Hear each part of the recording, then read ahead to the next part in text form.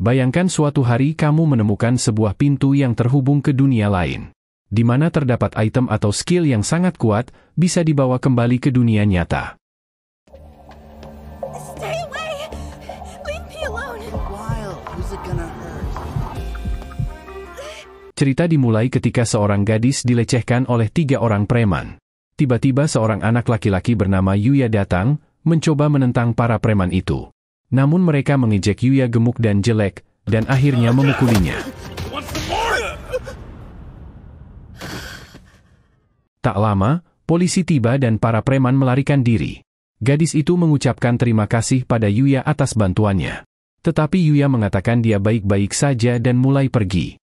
Yuya kemudian mengingat kembali bahwa ia diajarkan oleh kakeknya untuk selalu bersikap baik dan membantu orang-orang yang membutuhkan. Saat ia pulang, terlihat rumahnya dipenuhi coretan, yang mengejeknya dengan sebutan-sebutan kasar. Sejak Yuya masih kecil, dia selalu dibuli oleh semua orang.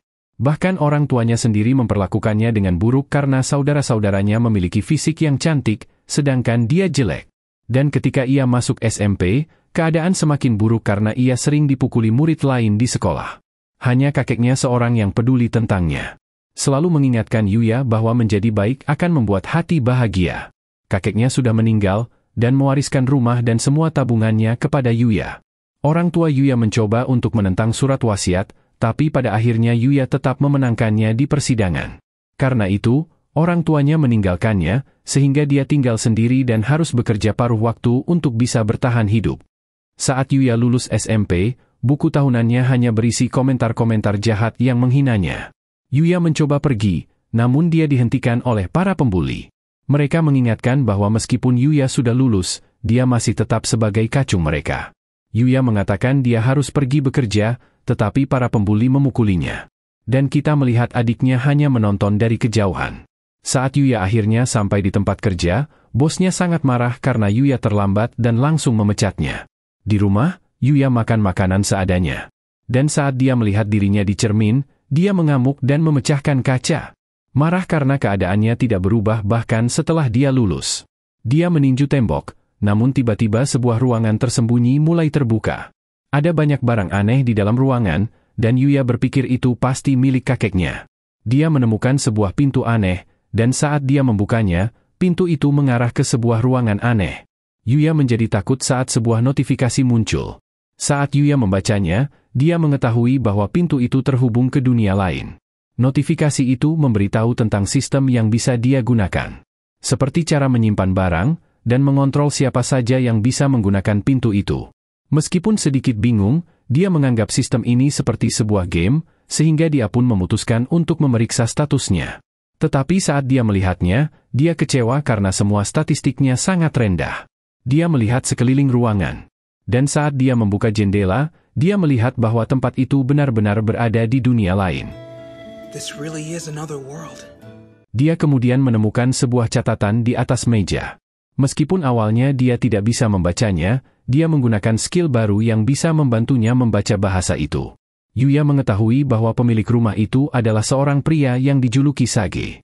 Tapi pria itu akan segera meninggal, sehingga dia memberikan rumahnya bagi siapapun yang pertama kali menemukannya, lengkap dengan semua barang-barangnya. Rumah itu dilindungi oleh sihir, sehingga tidak ada seorang pun yang bisa masuk ke dalam selain pemiliknya. Yuya menemukan banyak senjata di dalamnya. Tapi saat dia memeriksanya, dia menemukan bahwa item itu adalah senjata yang luar biasa dan sangat berbahaya. Dia keluar, dan mencoba mengayunkan pedangnya. Dia terjatuh, namun dia berhasil mempelajari skill dasar dalam berpedang, yakin itu bisa berguna. Yuya kemudian berlatih dengan beberapa senjata, menemukan bahwa semua item itu adalah item tingkat dewa. Dan dia pun memperoleh beberapa skill. Walau begitu, statistiknya masih tetap di level 1, dan dia bertanya bagaimana cara meningkatkan levelnya. Dia menyimpan senjatanya ke inventory, namun tiba-tiba seekor monster muncul dan menyerangnya. Yuya ketakutan. Tetapi menyadari bahwa rumahnya terlindungi oleh sihir. Monster itu bernama Ogre Darah dengan level 300, dan menghantam dinding sihir. Dia mencabut sebuah pohon, mencoba menggunakannya untuk masuk, tetapi tidak berhasil. Yuya berpikir dia harus mencoba melawan Ogre itu. Dia pun melempar tombaknya, terbang menembus monster itu, dan langsung membunuhnya dalam satu serangan. Tombak itu terbang kembali, dan monster itu mulai menghilang. Menjatuhkan beberapa item. Yuya tiba-tiba mendapat XP hingga naik ke level 100, dan dia terkejut melihat statistiknya. Setelah menggunakan semua poinnya, Yuya memutuskan untuk pulang. Saat Yuya pergi, ia mendapat opsi penarikan uang, yang mengubah item yang dia dapat dari monster menjadi uang. Yuya bingung melihatnya, namun dengan senang hati menerimanya. Malam hari saat tertidur, Yuya mengalami perubahan pada tubuhnya. Benar-benar mengalami perubahan total. Ketika dia bangun, dia menyadari tubuhnya terasa berbeda, dan pakaiannya sangat longgar. Dia tidak tahu apa yang telah terjadi padanya, dan cerminnya juga pecah. Dia pun memutuskan untuk mencari pakaian lainnya. Terdapat beberapa pakaian magic di rumah sang pria sagi itu, yang ukurannya bisa berubah menyesuaikan penggunanya, yang memberikan efek magic bonus tambahan. Yuya penasaran dengan pria sagi itu, dan dia berkeliling di sekitar taman. Dia tiba-tiba diserang oleh monster slime level 200. Tapi kali ini, Yuya nampak tenang, mengeluarkan tombaknya dan dengan mudah menghancurkan monster itu. Monster itu menjatuhkan beberapa item slime kopi, dan bahkan sebuah kalung langka, yang memiliki kemampuan untuk memulihkan kekuatan sihirnya. Yuya mendapat XP lagi, dan mendapat skill bernama pendeteksi keberadaan. Kini dia sudah mencapai level 150. Dia mencoba memakan slime kopi, dan ternyata rasanya cukup enak. Dia pun memutuskan untuk menggunakan sebagian uang yang didapatnya untuk membeli seragam baru. Bersiap untuk memulai kehidupan SMA-nya. Setelah itu, dia menghabiskan masa liburnya setiap hari di dunia lain. Menikmati makanan lezat, bahkan melupakan depresinya. Dia berlatih, dan belajar banyak tentang dunia lain itu. Sore hari, seekor goblin elit muncul menyerang rumahnya. Namun Yuya telah menjadi sesosok yang sangat berbeda. Dengan terampil melawannya, dan bahkan menggunakan skillnya untuk melenyapkan goblin itu. It's funny. No matter how much stronger I get in this world, tomorrow, I go back to my old life. Beberapa minggu kemudian, kehidupan SMA-nya pun telah tiba. Para siswa langsung terpana melihat ketampanan Yuya. Bahkan adiknya kagum melihatnya. Di kelas, para pembuli mulai mendatanginya. Tetapi mereka tidak mengenali Yuya. Mengira Yuya adalah siswa baru pindahan. Saat Yuya memberitahu pada mereka bahwa dia adalah Yuya, semua orang pun terkejut. Mereka sama sekali tidak mempercayainya. Dia pun berlari ke kamar mandi, dan benar-benar terkejut melihat perubahan dirinya sendiri untuk pertama kalinya. Hold on. I'm not sure. Is this me? Setelah kelas, adiknya menemuinya, penasaran apa yang Yuya lakukan hingga bisa berubah sangat drastis, dan memanggilnya pecundang. Namun tiba-tiba, sebuah mobil limosin berhenti, dan seorang gadis bernama Kaori keluar. Mengatakan bahwa dia sedang mencari Yuya. Yuya bingung siapa dia. Kaori pun mengingatkan bahwa Yuya telah menyelamatkannya 2 bulan lalu dari para preman. Yuya bertanya pada Kaori bagaimana dia tahu namanya. Kaori mengakui bahwa dia telah menyelidiki Yuya karena dia ingin mengucapkan terima kasih. Dia mulai memperkenalkan dirinya, dan bertanya apakah Yuya ingin masuk di SMA Akademi OSI.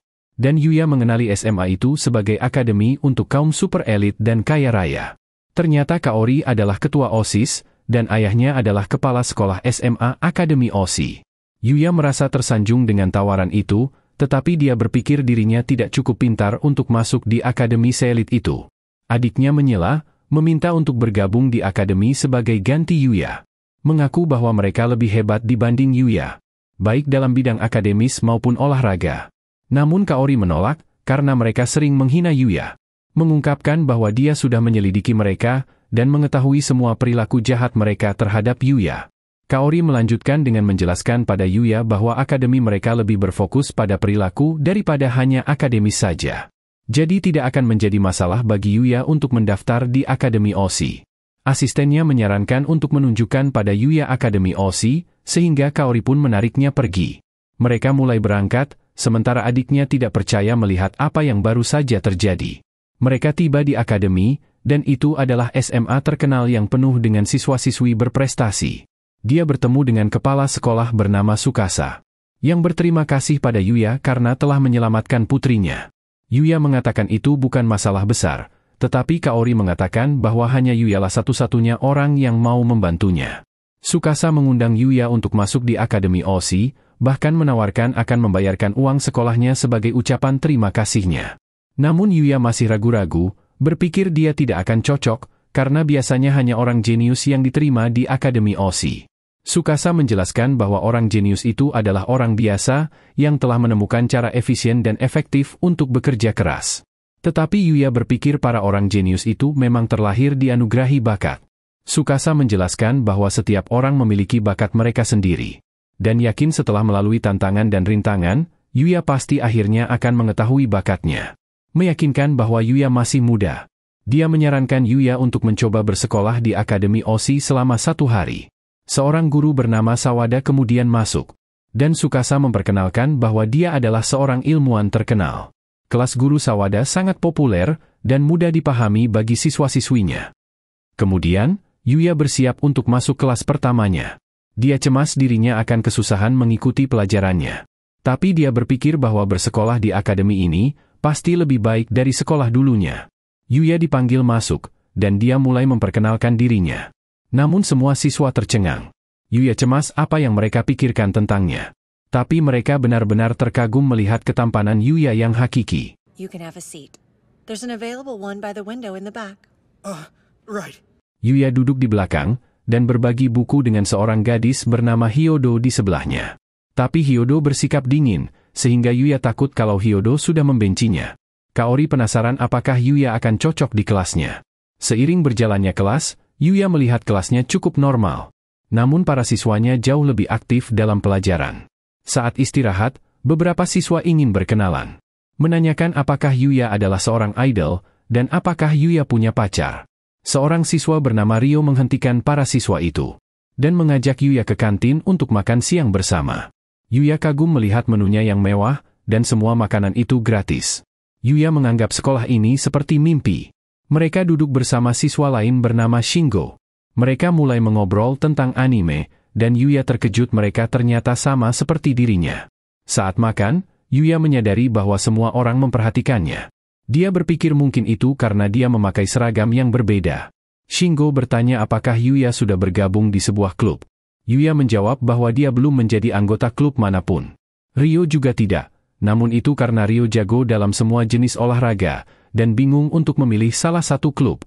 Shingo mengungkapkan dia adalah bagian dari klub game, dan Yuya terkejut melihat bahwa konsol game diizinkan di akademi ini. Shingo berkata bahwa hal itu tidak apa-apa, selama mereka tidak bermain saat sedang kelas. Saat mereka mengobrol tentang game, Yuya mulai merasa nyaman dengan teman-teman barunya. Sebelum pulang sekolah, Yuya bertemu dengan Tsukasa. Dia mengakui bahwa dia merasa senang hari ini, dan memutuskan ingin masuk di SMA Akademi OSI. Saat keluar ruangan, dia bertemu Kaori, yang bertanya apakah Yuya akan masuk di Akademi OSI. Yuya pun memberitahu keputusannya, dan Kaori senang Yuya memutuskan untuk bergabung. Kaori mengajak Yuya untuk pergi dengannya sepulang sekolah, dan mereka mengunjungi beberapa toko di tempat yang sedang digandrungi anak muda. Yuya bertanya apakah ini adalah tempat Kaori sering nongkrong bersama teman-temannya. Tapi Kaori mengungkapkan bahwa dia tidak sering nongkrong, karena orang-orang sangat segan mengetahui keluarga dan ayah Kaori. Namun Kaori mengatakan bahwa Yuya berbeda. Yuya merasa nervous, dan dia pun menyarankan untuk mencoba jajanan krepes. Melihat harganya, Yuya lega karena telah mendapat uang yang lumayan dari dunia lain. Saat mereka mencoba krepesnya, mereka berdua bersenang-senang. Kemudian, Yuya ingin mencoba rasa lain. Tetapi dia tiba-tiba berpikir bahwa jika dia makan terlalu banyak, dia mungkin akan kembali gendut seperti dulu.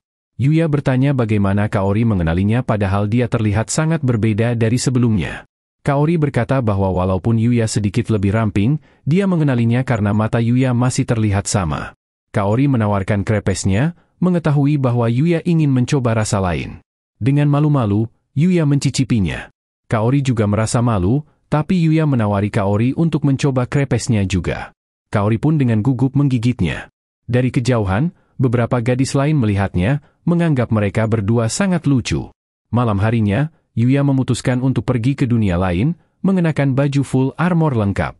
Dia menuju ke dalam, menghadapi beberapa monster yang muncul. Meskipun masih sedikit takut, dia menebas monster-monster itu. Dan melihat bahwa dia telah naik ke level 235. Namun menyadari bahwa dia akhir-akhir ini semakin lambat untuk naik level. Dia pun berpikir untuk meninggalkan rumahnya, untuk menemukan monster yang jauh lebih kuat. Mengingat kebahagiaan yang dia dapat di akademi, Yuya ingin mencari tantangan baru. Saat dia keluar dari gerbang, dia tiba-tiba mendengar sebuah teriakan. Dia mengeluarkan tombaknya, dan menerjang ke arah teriakan itu. Dia menemukan beberapa prajurit yang dibunuh secara brutal. Dia melihat seekor monster, dan itu adalah Jenderal Goblin berlevel 200. Yuya tahu monster itu berbahaya, tapi dia melihat seorang gadis di belakang Goblin. Dia melemparkan tombaknya, namun Goblin itu menangkisnya. Pada saat itu juga, Yuya meloncat dari udara, dan tendangannya berhasil mengalahkan Goblin itu. Yuya berbalik ke arah gadis itu, tapi gadis itu memperingatkannya, karena ada Goblin lain di belakang. Yuya terhempas, dan sadar bahwa monster itu lebih kuat dan lebih cepat daripada Goblin sebelumnya. Namun Yuya tidak menyerah, yakin dirinya mempunyai kekuatan untuk mengalahkannya. Dia menggunakan tombaknya untuk melompati Goblin. Dia beralih ke busurnya, melepaskan ratusan serangan anak panah. Dia kemudian beralih lagi ke pedangnya, dan membelah Goblin itu menjadi dua. Yuya kemudian memeriksa gadis itu, penasaran tentang keberadaan manusia lain di dunia ini. Tapi gadis itu akhirnya pingsan. Yuya kemudian mendengar langkah beberapa pria yang mendekat, sehingga dia pun menggunakan skill tembus pandang untuk menghindari mereka. Mereka adalah ksatria yang datang mencari gadis itu. Dan kita mengetahui bahwa gadis itu adalah seorang prinses bernama Lexia. Kembali ke rumahnya, Yuya memikirkan pertemuan itu. Penasaran apakah gadis itu baik-baik saja. Namun karena ksatria datang untuk menolongnya, Yuya yakin dia akan baik-baik saja. Melihat kemejanya yang polos, Yuya berpikir bahwa dia harus membeli beberapa baju baru, karena kini dia bisa menghasilkan uang dengan mengalahkan monster. Di mall, saat Yuya jalan-jalan, orang-orang memperhatikannya. Mengira Yuya pasti seorang aktor atau model ternama. Kemejanya memang disihir agar tetap bersih, namun Yuya berpikir dia harus membeli baju lain agar terlihat lebih keren dan berbeda. Sementara itu, kita melihat seorang sutradara meneriaki seorang pria berkacamata. Pria kacamata itu adalah manajer seorang model bernama Shou. Tetapi Shou belum muncul untuk sesi pemotretan mereka. Manajernya kemudian mendapat telepon dari Shou, mengatakan bahwa dia sedang dalam perjalanan. Namun sutradaranya sangat marah, karena Shou tidak menghormati waktu, dan semua orang yang sudah siap untuk syuting. Terutama Miu, model lain yang telah menunggunya dari pagi. Tema pemotretannya yang berfokus sebagai sepasang kekasih, sehingga tidak mungkin untuk mulai pemotretan tanpa Shou. Sutradara mulai berpikir apa yang harus mereka lakukan. Dan karena semua orang sudah menunggu sangat lama, dia akhirnya memutuskan untuk mencari penggantinya di mall. Saat Yuya berbelanja, ia kebingungan dengan banyaknya pilihan baju yang ada. Dia kemudian didekati beberapa gadis dan menduga itu adalah trik marketing. Mereka ingin tahu lebih banyak tentang Yuya, dan bahkan menawarkan untuk membantunya berbelanja. Yuya merasa tidak enakan, sehingga dia pun menolaknya sesopan mungkin. Para gadis tercengang, dan mereka mulai histeris melihat ketampanan Yuya. Namun Yuya merasa bersalah, bingung apakah dia sudah memperlakukan mereka dengan benar. Sang sutradara kesulitan mencari pria pengganti. Memberitahu asistennya bahwa mereka tidak boleh menyerah. Mereka melewati Yuya, dan sang sutradara langsung yakin Yuyalah orang yang tepat. Yuya didatangi, dan sutradara menjelaskan situasi mereka pada Yuya. Yuya gugup untuk melakukannya. Tapi dia memikirkan semua orang yang nampak sangat mengharapkan bantuannya. Dia pun akhirnya setuju untuk menjadi model mereka. Dia berperan sebagai pacar Miu untuk pemotretan, mengambil foto dengan berbagai posisi dan pakaian yang berbeda. Sutradara menyuruhnya untuk berpose lebih seksi, tapi Yuya kesulitan mengikuti arahannya. Namun Miu mengatakan bahwa Yuya telah melakukannya dengan baik bagi seorang pemula. Dan Yuya terpesona melihat penampilan Miu. Miu kemudian mengucapkan terima kasih karena Yuya telah menyelamatkan mereka. Namun Yuya memperhatikan bahwa Miu semakin dekat dengannya. Sutradara yang melihatnya, merasa Yuya terlihat agak kaku. Mereka pindah ke lokasi berikutnya, dan Yuya terkesan pada Miu karena bekerja dengan profesional, meskipun mereka seumuran. Dia pun bertekad untuk memberikan yang terbaik bagi pemotretan itu. Namun Miu langsung menariknya, dan Yuya panik saat Miu mendekap lengannya dengan erat. Sutradara menyuruh Miu untuk lebih dekat lagi, sehingga Miu melingkarkan lengannya di pinggang Yuya, dan menarik Yuya semakin dekat. Membuat Yuya menjadi sangat malu, dan orang-orang pun mulai menonton sesi pemotretan mereka. Sementara itu di dunia lain, kita melihat Putri Lexia, di mana ia sedang memikirkan tentang seorang pria yang telah menyelamatkannya. Dia memutuskan untuk pergi, dan para ksatria bertanya kemana prinses akan pergi. Lexia berkata bahwa dia akan kembali ke hutan gelap untuk menemukan pria yang telah menyelamatkannya. Ksatria menjelaskan bahwa tidak mungkin ada seseorang yang tinggal di hutan itu. Tetapi Lexia bersikeras bahwa dia telah diselamatkan oleh seseorang, dan harus berterima kasih kepada pria yang menyelamatkannya saat itu. Ksatria memperingatkan tentang bahaya hutan itu. Prinses Lexia pun memerintahkan para ksatrianya untuk menemaninya. Kembali di mall, syutingnya telah selesai, dan Yuya nampak kelelahan. Miu mengucapkan terima kasih sekali lagi. Namun Yuya tiba-tiba tersedak saat sedang minum. Miu menawarkan sapu tangannya. Tapi Yuya merasa nervous, hingga tangannya berkeringat, dan dia tidak bisa melap tangannya di bajunya karena itu bukan pakaiannya. Yuya kemudian memikirkan pengalamannya menjadi seorang model, dan berpikir Miu adalah orang yang hebat dalam bidang ini. Tapi Miu mengatakan bahwa dia sudah terbiasa. Mengungkapkan bagaimana dia dulunya juga membuat banyak kesalahan saat dia masih pemula. Yuya memikirkan tentang bagaimana ini adalah pertama kalinya dia mengenakan pakaian modis dan mewah, karena dia tidak pantas mengenakannya saat fisik dan finansialnya yang sangat buruk. Yuya bertanya mengapa Miu mulai menjadi seorang model. Miu berkata bahwa dia hanya ingin mendapat perhatian, karena orang tuanya sangat sibuk, tidak memiliki waktu bersamanya. Dan kemudian setelah dia mulai mendapatkan beberapa fans, dia melanjutkan fashionnya karena banyak orang yang mendukungnya. Senang bisa membawa kebahagiaan bagi orang-orang yang melihatnya. Miu mengatakan bahwa Yuya juga bisa melakukannya. Mengatakan bahwa Yuya harus melakukannya dengan perlahan. Dan mengingatkan Yuya untuk menikmati semua momen-momennya sepanjang perjalanan karirnya. Saat mereka mengobrol, sutradara mengambil banyak foto candid mereka. Tapi pada saat itu, tiba-tiba Shou muncul, dan orang-orang bersemangat melihatnya. Dia mendekati Miu dan berkata bahwa mereka bisa melanjutkan syutingnya. Dia mendorong Miu ke dinding, ingin mengajaknya minum. Tapi Yuya bisa merasakan bahwa Miu merasa tidak nyaman. Yuya menyela mereka berdua, dan Shou bertanya siapa Yuya. Shou mencoba meninju Yuya, tetapi Yuya langsung membantingnya ke lantai. Semua orang terkejut melihatnya, dan Yuya memikirkan betapa lambatnya pukulan Shou itu. Dia khawatir telah membuat keributan, berpikir dia akan mendapat masalah karena memukuli Shou seorang pria tampan. Tetapi penonton malah bersorak, karena mereka berpikir Yuya sangat keren. Shou heran kenapa dia bisa kalah, padahal dia dari kecil berlatih tinju. Sutradara pun menyuruh Shou pergi, karena mereka telah merekam semua kejadiannya. Shou kabur, dan Miu berterima kasih pada Yuya atas bantuannya. Mengungkapkan bahwa Shou adalah seorang stalker, dan tidak tahu apa yang harus dia lakukan dengan Shou.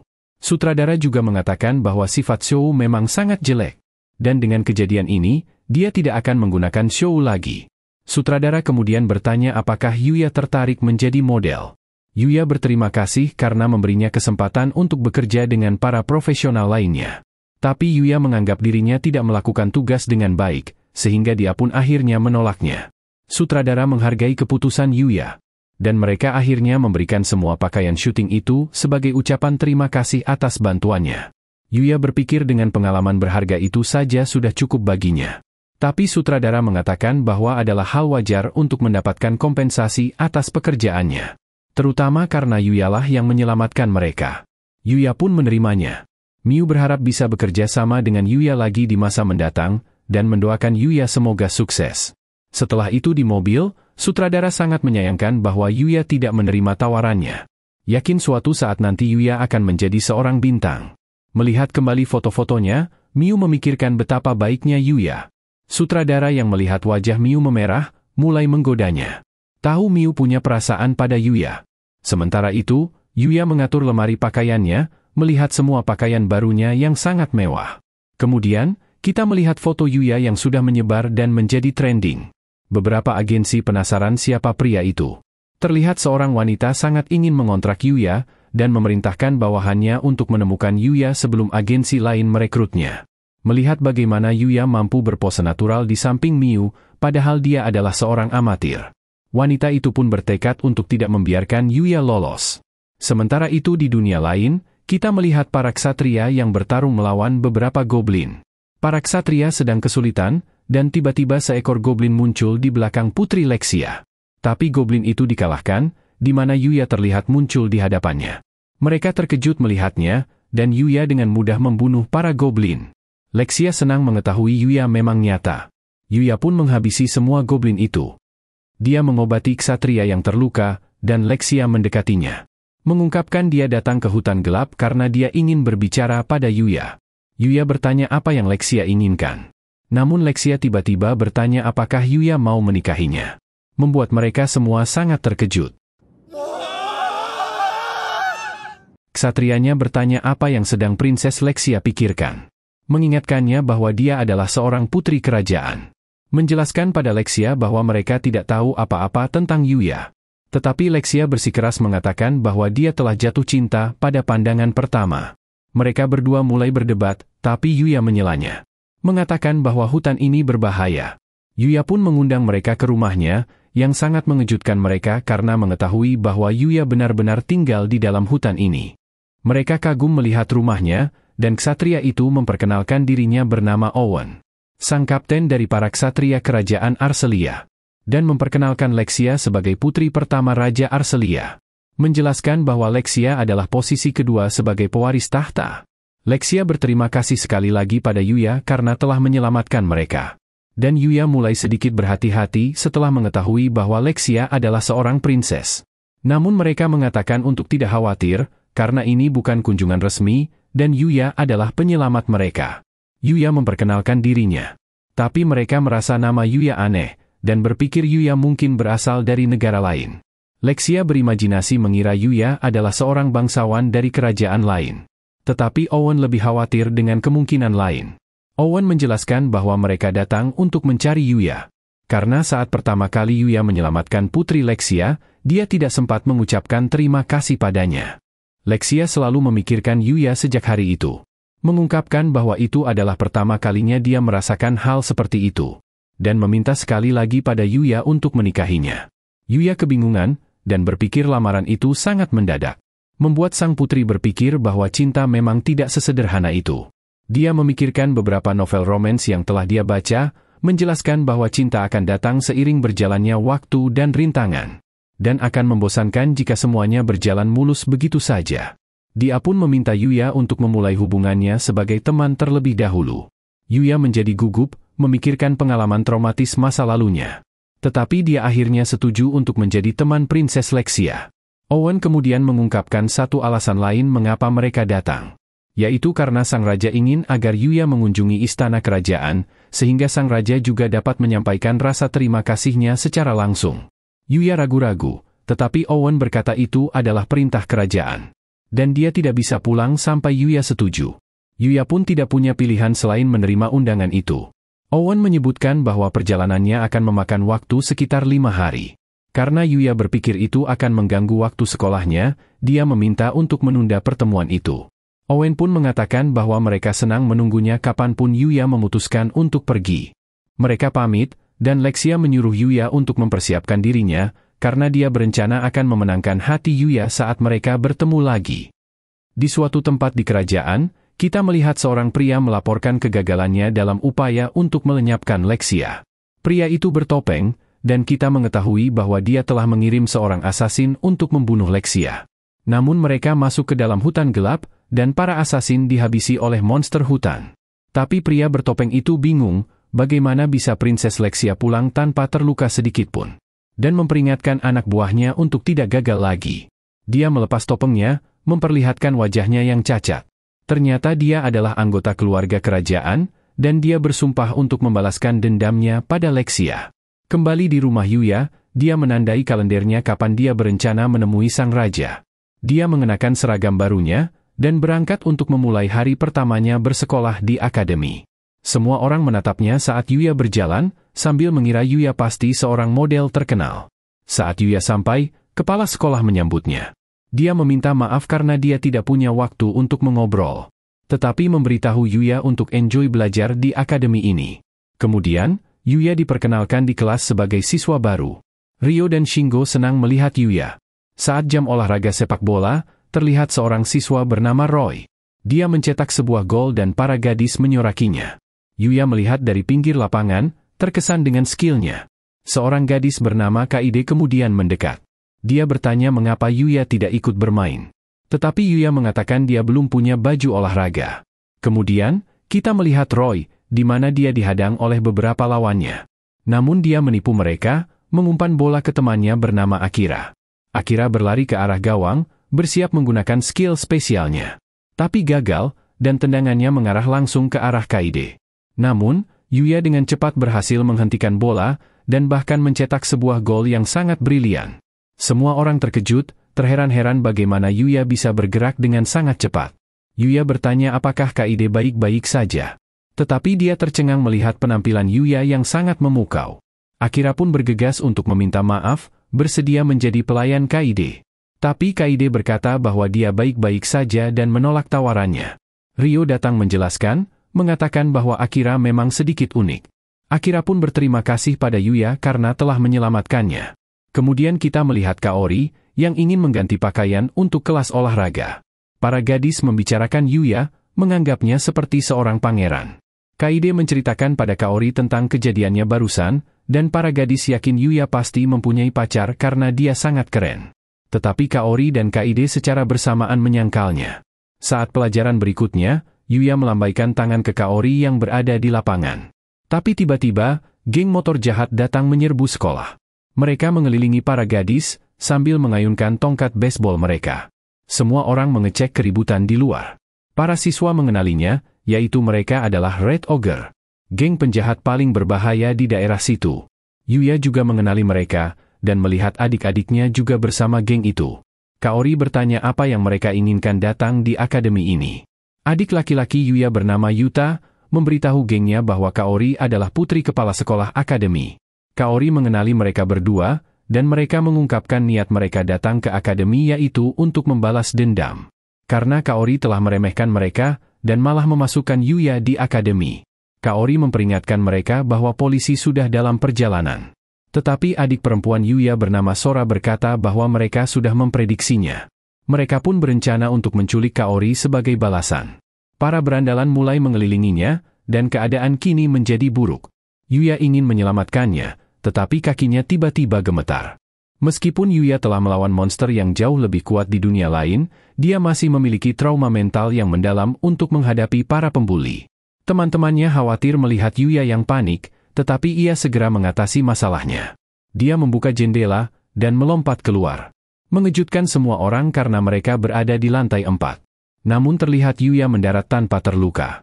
Menerjang masuk, menghadapi orang yang sering membulinya dulu yaitu bernama Araki, di mana dia mengatakan akan memberikan Yuya pelajaran.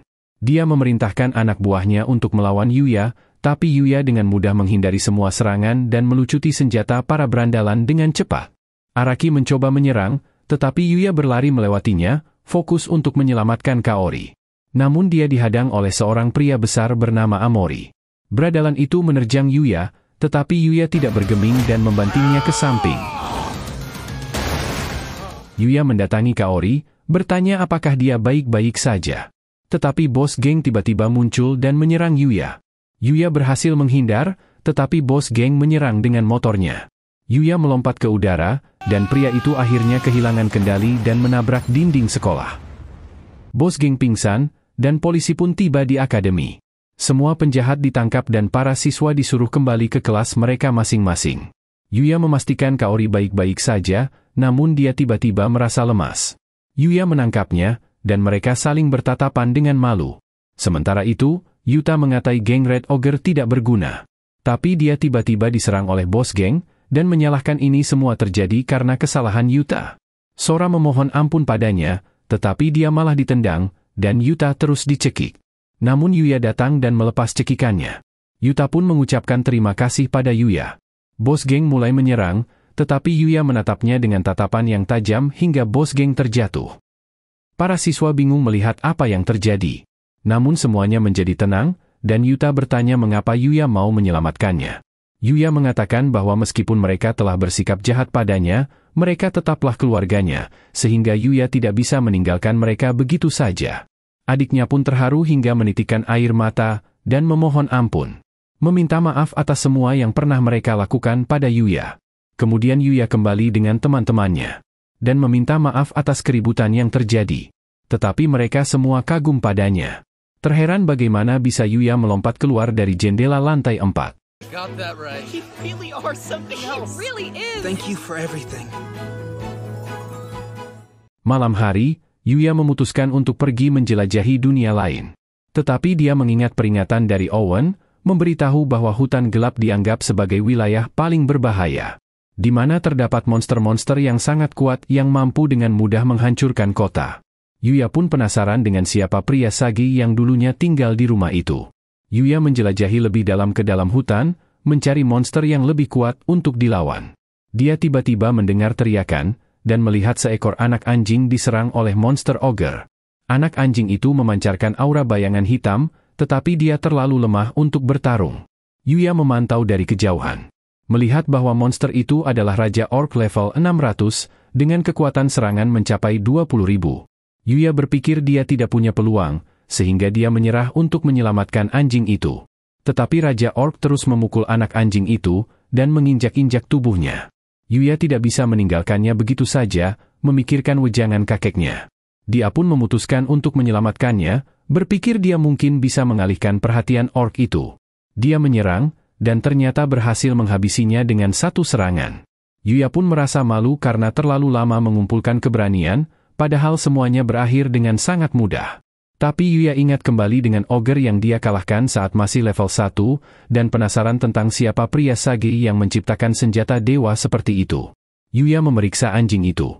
Tetapi anjing itu menggeram padanya. Dia menawarkan ramuan obat, tapi si anjing akhirnya pingsan.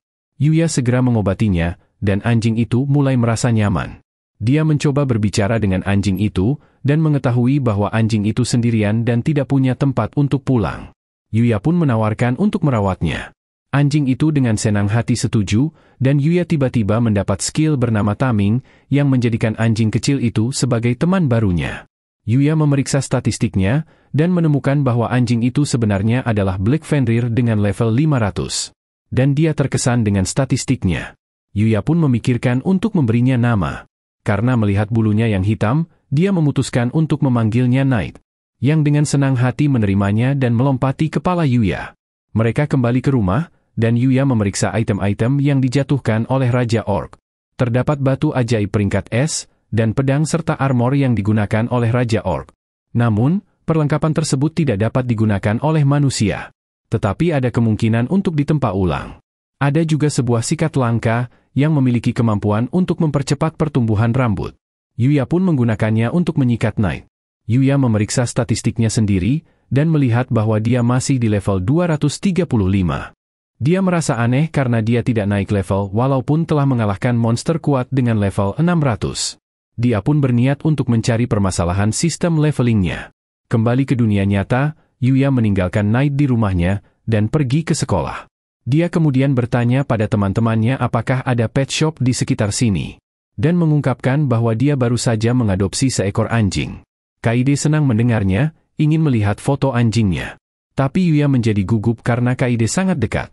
Kaide meminta maaf, dan Yuya mengatakan dia tidak punya fotonya karena dia bahkan tidak mempunyai HP. Teman-temannya menganggapnya aneh, tetapi Yuya hanya berkata bahwa dia memang tidak butuh HP. Mereka memberitahu Yuya tentang pet shop terdekat, tetapi mereka mengatakan tidak bisa pergi bersamanya sepulang sekolah. Kaide menawarkan untuk mengantar Yuya, dan Yuya berterima kasih atas bantuannya. Kaide pun mulai berpikir hal itu bisa menjadi seperti sedang berkencan. I'm just talking to myself. Ketika Yuya sampai di rumah, Knight berlari ke arahnya. Dan Yuya menunjukkan beberapa barang yang Kaide pilih dari toko. Dia memberikan pengekang leher pada Knight, dan memutuskan untuk pergi berjalan-jalan sore. Mereka pergi ke taman, tetapi semua orang memperhatikannya. Berpikir Yuya terlihat sangat keren, sementara Knight sangat lucu. Yuya kebetulan bertemu dengan Kaori, dan memperkenalkan Knight padanya. Kaori mulai mengelus Knight, dan menganggapnya menggemaskan. Sementara orang-orang mengira mereka berdua adalah dua sejoli yang sangat sempurna. Kaori bertanya tentang ras Knight. Tapi Yuya berpura-pura tidak tahu, karena dia tidak bisa mengatakan bahwa Knight adalah Fenrir. Tetapi Kaori melihat Knight sangat pintar, dan senang Yuya mengadopsinya. Seorang gadis kemudian memanggil Yuya, dan ternyata dia adalah Miu, model yang dulu bekerja dengannya. Ternyata Miu juga tinggal di sekitar daerah itu, dan datang ke taman untuk jalan-jalan. Yuya saling memperkenalkan Miu dan Kaori, dan orang-orang kagum melihat Yuya bersama dengan gadis cantik lain. Mereka bertiga semakin menarik banyak perhatian karena orang-orang mengenali Miu. Karena tidak ingin membuat keributan, Miu memutuskan untuk pergi. Tetapi berharap untuk bertemu dengan Yuya lagi. Setelah Miu pergi, Kaori bertanya apakah Miu adalah pacarnya. Yuya menyangkalnya. Mengatakan bahwa dia hanya pernah bertemu dengan Miu 1 kali sebelumnya, dan menganggap Miu terlalu baik dibanding dirinya. That's not true and you know it! Nothing. Forget I said anything. Tiba-tiba, seorang wanita berteriak, di mana terlihat seorang pria berlari sambil membawa tas curian. Kaori bingung apa yang harus mereka lakukan. Yuya pun menyuruh Knight untuk mengejar pria itu. Mereka memeriksa nenek itu, dan Knight pun kembali sambil menyeret pria itu. Yuya menyuruh Kaori untuk menelepon polisi. Namun pria itu berhasil bebas dan mulai menyerang Kaori. Namun Yuya menghentikannya, dengan mudah melucuti pisaunya dan menahannya. Penonton bersorak, melihat Yuya sangat keren. So cool, amazing. Dan Kaori berterima kasih pada Yuya karena telah menyelamatkannya lagi. Mereka menyerahkan pria itu pada polisi, dan Yuya pun pulang. Malam hari, Yuya melanjutkan penjelajahannya lebih jauh ke dalam hutan. Bersama Knight, mereka menghadapi monster yang tak terhitung jumlahnya. Mereka bertemu dengan Raja Orc lain. Tapi kali ini, Knight menunjukkan skillnya, menggigit lehernya dan menjatuhkan monster itu sendirian. Saat mereka melanjutkan perjalanan, mereka menemukan rusa kristal yang berada di level 630. Yuya mengamatinya dengan menggunakan skill menghilangnya, dan melihat bahwa rusa itu memiliki statistik magic yang mengesankan. Ia bingung bagaimana caranya ia bisa mendekatinya. Tetapi rusa itu mampu mendeteksinya, walaupun Yuya menggunakan skill menghilangnya. Sehingga dia pun tidak mempunyai waktu untuk berpikir lagi.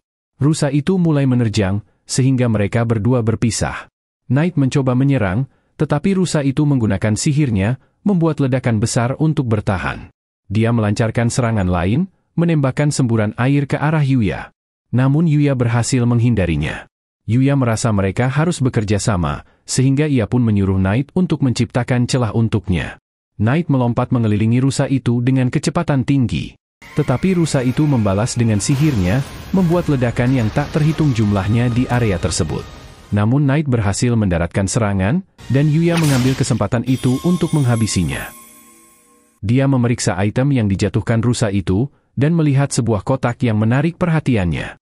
Saat Yuya memeriksanya, ternyata itu adalah perlengkapan mandi portable, yang secara otomatis mampu membuatnya tetap bersih, dan bahkan memiliki fitur privasi untuk mencegah orang lain melihatnya saat sedang mandi. Dia terkejut menemukan item seperti itu, dan memutuskan untuk mencobanya. Menemukan bahwa ada banyak fitur yang bisa dia pilih. Terlalu berbahaya untuk menggunakannya di tengah hutan, Yuya pun memutuskan pulang ke rumah dan mandi air hangat bersama Knight. Keesokan harinya, mereka bertarung melawan monster bor gelinding, yang memiliki kecepatan luar biasa. Yuya kesulitan pada awalnya, tapi dia berhasil memprediksi gerakan monster itu. Menghindari serangannya, sehingga monster itu tersangkut di sebuah batu besar. Dan Yuya pun menghabisinya. Yuya akhirnya naik ke level 240, dan Knight juga naik ke level 510. Batu itu tiba-tiba hancur, dan terungkap sebuah gua besar. Mereka pun memutuskan untuk memeriksanya. Yuya men-scan area gua itu, tetapi tidak ada tanda-tanda monster apapun. Gua itu tiba-tiba menjadi terang saat mereka sampai di sebuah ruangan yang besar. Saat mereka melihat sekelilingnya, Yuya terkejut menemukan sebuah mayat. Tapi Knight menunjukkan sebuah buku yang tergeletak di lantai. Yuya memeriksanya dan ternyata itu adalah buku sang pria Sage. Saat Yuya membaca buku itu, dia mengetahui bahwa pria Sage itu mampu melakukan segalanya. Menguasai segala jenis skill, dan memiliki kekuatan setara dewa. Para dewa bahkan meminta sang pria Sage untuk bergabung dengan mereka. Tetapi pria itu menolak undangan para dewa. Buku itu mulai membicarakan tentang Yuya, memperingatkannya bahwa saat dia menjadi lebih kuat, orang-orang di sekitarnya akan mulai takut padanya. Yuya bertanya bagaimana dia bisa mencegah hal itu terjadi. Tiba-tiba, dia mendengar suara sang pria Sage, menyuruh Yuya untuk mencari orang yang dapat dia percaya. Sang Sage bertanya padanya apakah ada sesuatu yang ingin dia ketahui, sehingga Yuya meminta untuk mempelajari sihir. Pria Sage pun mengisi buku itu dengan seluruh ilmu sihirnya. Tapi dia melihat bahwa Yuya tidak bisa menggunakan sihir. di mana Yuya tidak memiliki sirkuit sihir di dalam tubuhnya karena dia berasal dari dunia lain. Namun, pria Sagi memutuskan untuk memberikan sirkuit sihirnya sendiri kepada Yuya, menyuruh Yuya untuk menemukan kebahagiaan dan menjalani kehidupannya dengan baik. Yuya kembali ke rumahnya dan mulai belajar cara menggunakan sihir dari buku itu. Dia mulai merasakan energi magic di sekitarnya dan mendapat sebuah skill manipulasi energi magic. Dia mempelajari bahwa yang harus dia lakukan hanyalah mengumpulkan energi magic di tangannya dan membayangkan sihir yang ingin dia gunakan. Dia pun keluar untuk mencobanya, membayangkan sebuah bola air. Dan tampaknya Knight juga sedang belajar. That's terrific, Knight! Nice work! Dia mencoba menembak bola air ke pohon, dan ternyata serangannya sangat kuat. Langsung meledak menembus sebuah pohon. Sementara itu di ibu kota kerajaan, Owen melaporkan laporannya kepada raja. Dia menceritakan semuanya tentang Yuya. Tetapi ketika Owen menyebutkan bahwa Putri Alicia melamar Yuya, sang raja menggila. Mengira Yuya telah menggoda putrinya. How dare that dirty weasel go and seduce my daughter? Is there some decree I don't know about that says everyone in the royal family has to be completely unhinged? Kembali di sekolah, Yuya sedang melamun, memikirkan buku sang pria Sagi, yang memperingatkannya tentang penggunaan sihir. Karena teknik yang dia pelajari itu adalah ilmu mitos yang tidak diketahui siapapun, bahkan di dunia lain sekalipun. Kemudian, gurunya mengingatkan mereka bahwa mereka akan berkemah minggu depan, dan membuat beberapa kelompok yang beranggotakan 4 orang siswa. Yuya dimasukkan ke dalam kelompok bersama Kaide, Akira, dan seorang gadis bernama Rin. Kaide bersemangat dengan perjalanannya, tapi Yuya mengungkapkan bahwa dia tidak memiliki peralatan berkemah. Kaide pun menyarankan agar mereka pergi berbelanja. Mereka pergi ke mall, di mana Shingo terkejut melihat Kaori juga ikut dengan mereka. Ryo tidak percaya bahwa Yuya berteman dengan Kaori.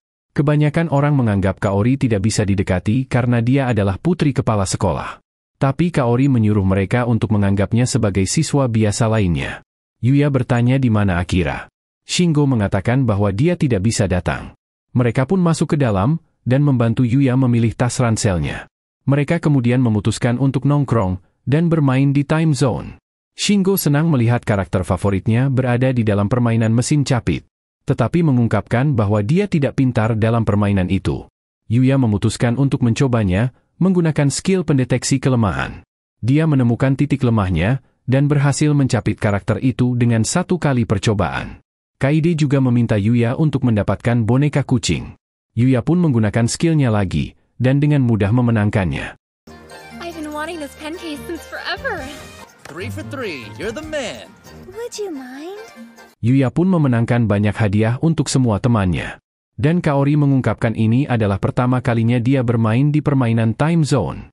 Dan mengucapkan terima kasih pada Yuya atas hadiahnya. Para gadis memutuskan untuk berbelanja pakaian, sementara para lanang beristirahat dan pergi ke kafe untuk minum. Yuya merasa sangat senang hari ini, bisa nongkrong bersama teman-temannya untuk pertama kalinya. Tapi tiba-tiba alarm berbunyi, memberitahu tentang adanya kebakaran, dan mereka harus segera berevakuasi ke tempat aman. Yuya khawatir dengan para gadis. Berpikir bahwa kebakarannya mungkin berada dekat dengan mereka. Yuya sampai di tangga evakuasi, dan Yuya bertanya pada seorang pria apakah dia melihat 3 orang gadis. Ryo kemudian mendapat telepon dari Kaide, memberitahu bahwa mereka terjebak di lantai atas. Yuya bergegas menaiki tangga, cemas memikirkan teman-temannya. Dan dia pun sampai di sumber kebakaran. Namun alat penyiram tidak cukup untuk memadamkan api yang besar. Sehingga Yuya pun berpikir inilah waktu yang tepat untuk menggunakan sihirnya. Dia menutupi tubuhnya dengan lapisan air, yang memungkinkannya berlari menembus kobaran api. Terlihat para gadis sudah pingsan karena menghirup asap tebal, sementara Yuya bergegas mencari mereka. Dia berhasil sampai tepat waktu, dan bertanya apakah ada orang lain lagi di sana. Yuya pun menggunakan skillnya untuk mendeteksi gedung, dan tampaknya hanya mereka saja yang tersisa. Dia menyelimuti para gadis dengan sihirnya. Namun apinya semakin besar, dan dia khawatir dia tidak mampu keluar dari tempat itu. Sementara itu, Ryo dan Shindo melihat dari luar, memberitahu petugas pemadam bahwa teman-temannya masih berada di dalam. Tetapi tidak ada yang dapat petugas lakukan sampai mereka memadamkan apinya terlebih dahulu. Yuya berlari mencari jalan keluar, namun atapnya mulai runtuh. Dan saat dia menghindar, hadiah yang dia berikan pada Kaori terjatuh. Yuya sampai di jalan buntu, dan menyadari tidak ada jalan keluar lagi. Dia pun menggunakan sihirnya untuk menghancurkan lantai gedung, dan membuat jalan keluarnya sendiri. Gedung itu berguncang, dan Yuya berhasil keluar dengan selamat. Para gadis dirawat, dan petugas pemadam menegurnya karena bertindak ceroboh. Ayah Kaori datang, berterima kasih karena telah menyelamatkan putrinya lagi. Yuya mengembalikan pin berang-berang Kaori, dan dia pun memeluk ayahnya. Melihatnya, Yuya memikirkan tentang perasaan bahagia Kaori yang memiliki sebuah keluarga. Dan berpikir bahwa dia tidak mempunyai seseorang seperti itu. Tapi saat dia pulang, Knight menghampirinya, dan dia pun menyadari bahwa dia memiliki keluarga. Okay, let's eat. You and me, we're gonna have a feast tonight. Kemudian, Yuya berpikir tentang hal lain yang bisa dia lakukan dengan sihirnya. Mengingat bahwa sihir hanyalah perwujudan dari imajinasinya, dia pun berpikir untuk menggunakan sihir sebagai alat transportasi. Fokus pada tempat yang ingin dia tuju, dan dia berhasil membuka sebuah portal yang membawanya jauh ke dalam hutan gelap. Dia senang karena hal itu berhasil. Tapi sepertinya dia hanya bisa menggunakannya untuk pergi ke tempat yang sudah pernah dia kunjungi. Tapi Yuya berpikir bisa menggunakan portal untuk pulang ke rumah, untuk memberi Knight makan bahkan saat dia pergi perjalanan sekolahnya. Mereka pun memutuskan untuk melakukan penjelajahan lebih dalam, dan menemukan sebuah gua yang kebetulan berisi beberapa ekor goblin. Tapi dengan menggunakan pedang legendarisnya, para goblin itu bukan tandingan lagi. Yuya menemukan banyak sekali item langka. Menyimpan semuanya dengan skill inventorinya. Dan melihat kerjasama timnya dengan Knight semakin meningkat.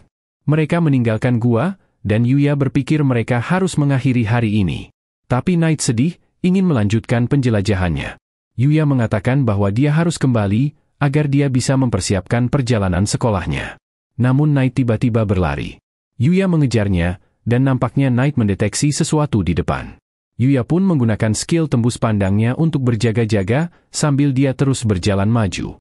Dia bertemu dengan seorang gadis yang terluka, yang sedang menghadapi seekor goblin. Yuya ingin menyelamatkannya, tetapi Knight menariknya. Goblin elit menyerang, menghancurkan pepohonan. Tapi terlihat ada benang yang menghalangi goblin itu. Gadis itu pun menyerang, dan memotong lengan goblin. Yuya penasaran dengan benang tersebut. Tetapi goblin tiba-tiba melompat ke arah gadis itu. Dia menangkis serangan goblin dengan benangnya, tapi goblin elit mendaratkan serangan hingga membuatnya pingsan. Saat goblin menerjangnya, Yuya muncul. Bersama dengan Knight, mereka menghabisi goblin itu. Namun tiba-tiba banyak goblin lain yang muncul, sehingga Yuya memutuskan untuk menggunakan kekuatan cambuk sucinya yang mengikat para goblin itu. Dan melenyapkan mereka semua dengan satu serangan. Yuya berpikir skillnya itu sangat kuat, karena bisa menyerang beberapa target sekaligus dan tidak bisa meleset. Setelah pertarungan, Yuya bingung apa yang harus dia lakukan pada gadis itu. Dia berpikir untuk membawanya kembali ke rumahnya, tetapi nampaknya Knight menganggap itu ide yang buruk. Dia tidak ingin meninggalkan gadis itu begitu saja. Tapi gadis itu tiba-tiba terbangun, terkejut karena dia sedang digendong oleh seorang pria. Dia pun akhirnya terjatuh ke tanah. Yuya menawarkan obat penyembuhan, dan jus itu mampu menyembuhkan semua lukanya secara instan. Gadis itu terkejut melihat betapa efektifnya obat itu dan bertanya siapa kamu. Yuya pun memperkenalkan dirinya, dan juga Knight peliharaannya. Namun Knight bersikap tidak ramah padanya, dan Yuya bingung melihatnya. Nama gadis itu adalah Luna, dan mengatakan dia sedang berlatih di hutan. Tapi dia dikagetkan oleh seekor goblin elit, dan akhirnya mendapat masalah. Dia bertanya apa yang terjadi pada para goblin itu. Yuya mengatakan kepadanya bahwa dia telah menghabisinya. Dia bertanya apa yang sedang Yuya lakukan di hutan. Yuya pun berkata bahwa dia juga sedang berlatih. Mendengarnya, Luna terkejut karena suatu alasan tertentu. Dia kemudian meminta maaf karena tubuhnya kotor, dan sangat berkeringat. Tapi Yuya berkata itu tidak apa-apa. Luna bertanya apakah ada sungai di dekat situ, agar dia bisa membilas tubuhnya. Yuya pun mengeluarkan sihir pemandiannya. Dia berjaga di luar, dan Luna tidak percaya Yuya memiliki item langka seperti itu. Yuya mengungkapkan bahwa dia mendapatkannya setelah mengalahkan rusa kristal. Luna pun terkesan Yuya bisa mengalahkan monster kuat seperti itu. Namun Yuya berpikir itu hanyalah monster biasa di hutan gelap. Luna mengungkapkan bahwa tujuan dia sebenarnya datang ke sini atas permintaan kliennya, namun Yuya tidak mendengarnya. Luna pun meminta Yuya untuk menemaninya berlatih. Karena mereka berdua memiliki tujuan yang sama di hutan, dia ingin berlatih dengan Yuya. Yuya merasa tidak enak meninggalkannya berlatih sendirian, sehingga dia akhirnya setuju untuk berlatih dengannya. Thank you, Yuya. With you guiding my training, I'm sure my strength will improve super quickly. Luna! I can see you if you're not behind the veil, you know? Huh? Oh, sorry, I forgot. Although, if we're gonna be working up a sweat together anyway, we may as well. No, that's a terrible idea! Setelah itu, kita melihat mereka berlatih bersama, di mana Yuya membantunya berlatih, dan dia mengajari Yuya juga. Mereka berdua menjadi lebih kuat, dan kita melihat Luna mampu mengalahkan seekor goblin dengan benangnya. Yuya memujinya karena mengalahkan goblin elit, tapi dia berkata perjalanannya masih panjang. Mengatakan dia harus menjadi lebih kuat lagi agar dapat menyelesaikan misinya. Yuya mengatakan bahwa dia harus pergi. Mencoba menjelaskan bahwa dia akan pergi perjalanan sekolah. Tapi dia sama sekali tidak mengerti perkataan Yuya. Dia pun hanya meminta maaf, dan mengucapkan terima kasih atas semua bantuan Yuya. Setelah hari terakhir pelatihan, Yuya mandi dan bersantai. Tetapi Luna tiba-tiba muncul, ingin mandi bersama dengannya. Yuya merasa malu, tapi Luna mendekapnya. Memberitahu betapa banyak waktu berarti yang telah mereka habiskan bersama. Dan mengatakan bahwa dia sangat bahagia. Luna mengucapkan terima kasih sekali lagi, menawarkan untuk membasuh punggung Yuya. Namun handuknya tiba-tiba terjatuh, dan Yuya menjadi sangat malu. Huh? Don't look! I wasn't going to. Keesokan harinya, mereka berangkat untuk perjalanan sekolah. Kita melihat Yuya sedang bermain kartu dengan teman-temannya. Kaide merasa Yuya terlihat kelelahan. Yuya pun mengaku dia kurang tidur saat malam kemarin.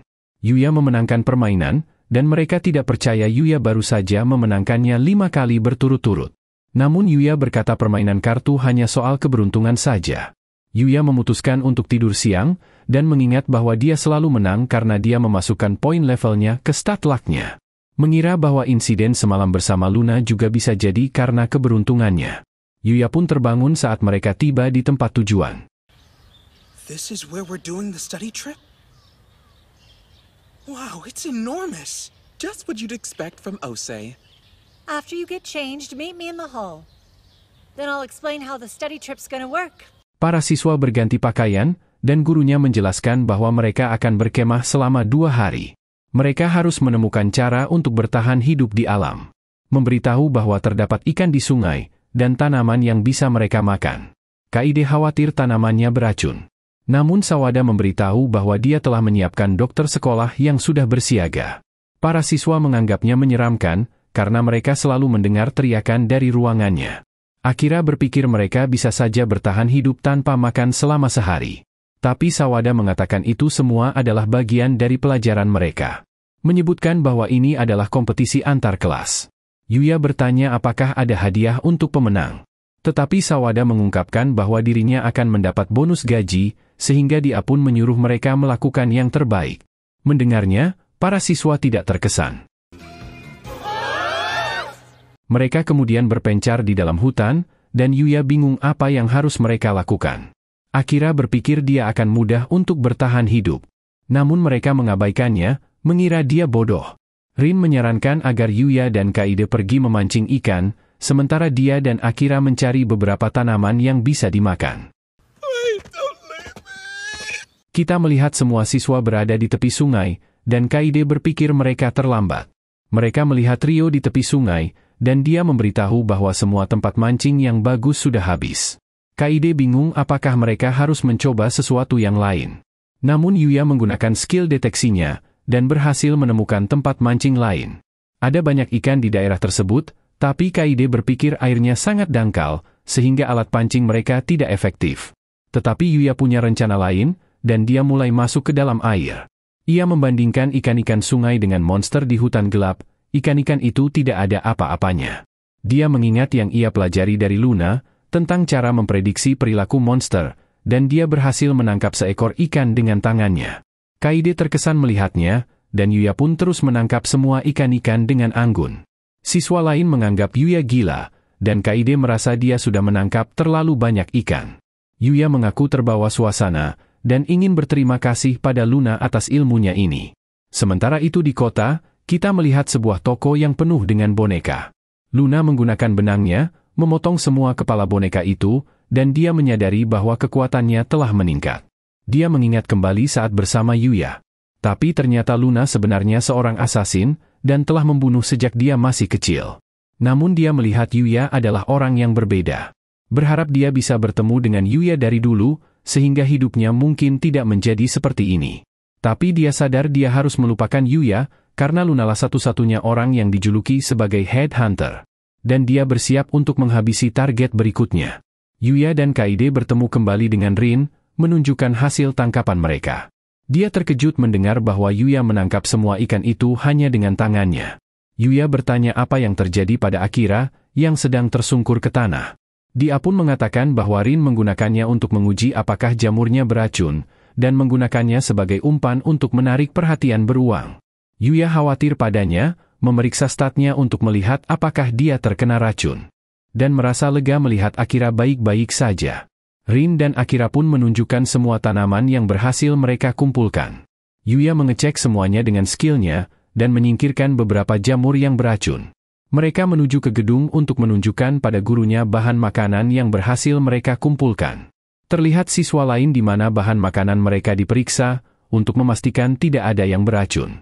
Yuya bertemu dengan Kaori, yang bertanya tentang keadaan timnya. Mereka ngobrol tentang pengalaman mereka sampai Kaori dipanggil oleh timnya. Akira terkejut melihat betapa dekatnya Yuya dengan Kaori. Berharap dia juga bisa seperti Yuya. Mereka pun menunjukkan hasil panen mereka ke Sawada, dan dia memuji mereka karena menjadi tim pertama yang membawa banyak makanan yang aman untuk dimakan.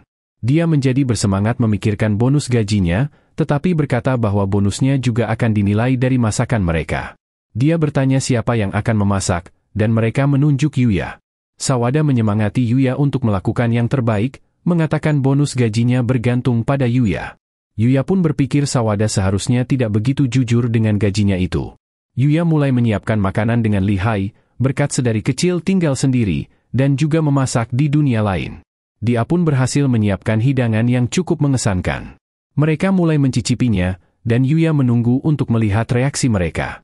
Tetapi Sawada datang dengan alkoholnya, dan dia terkejut melihat makanan yang dihidangkan.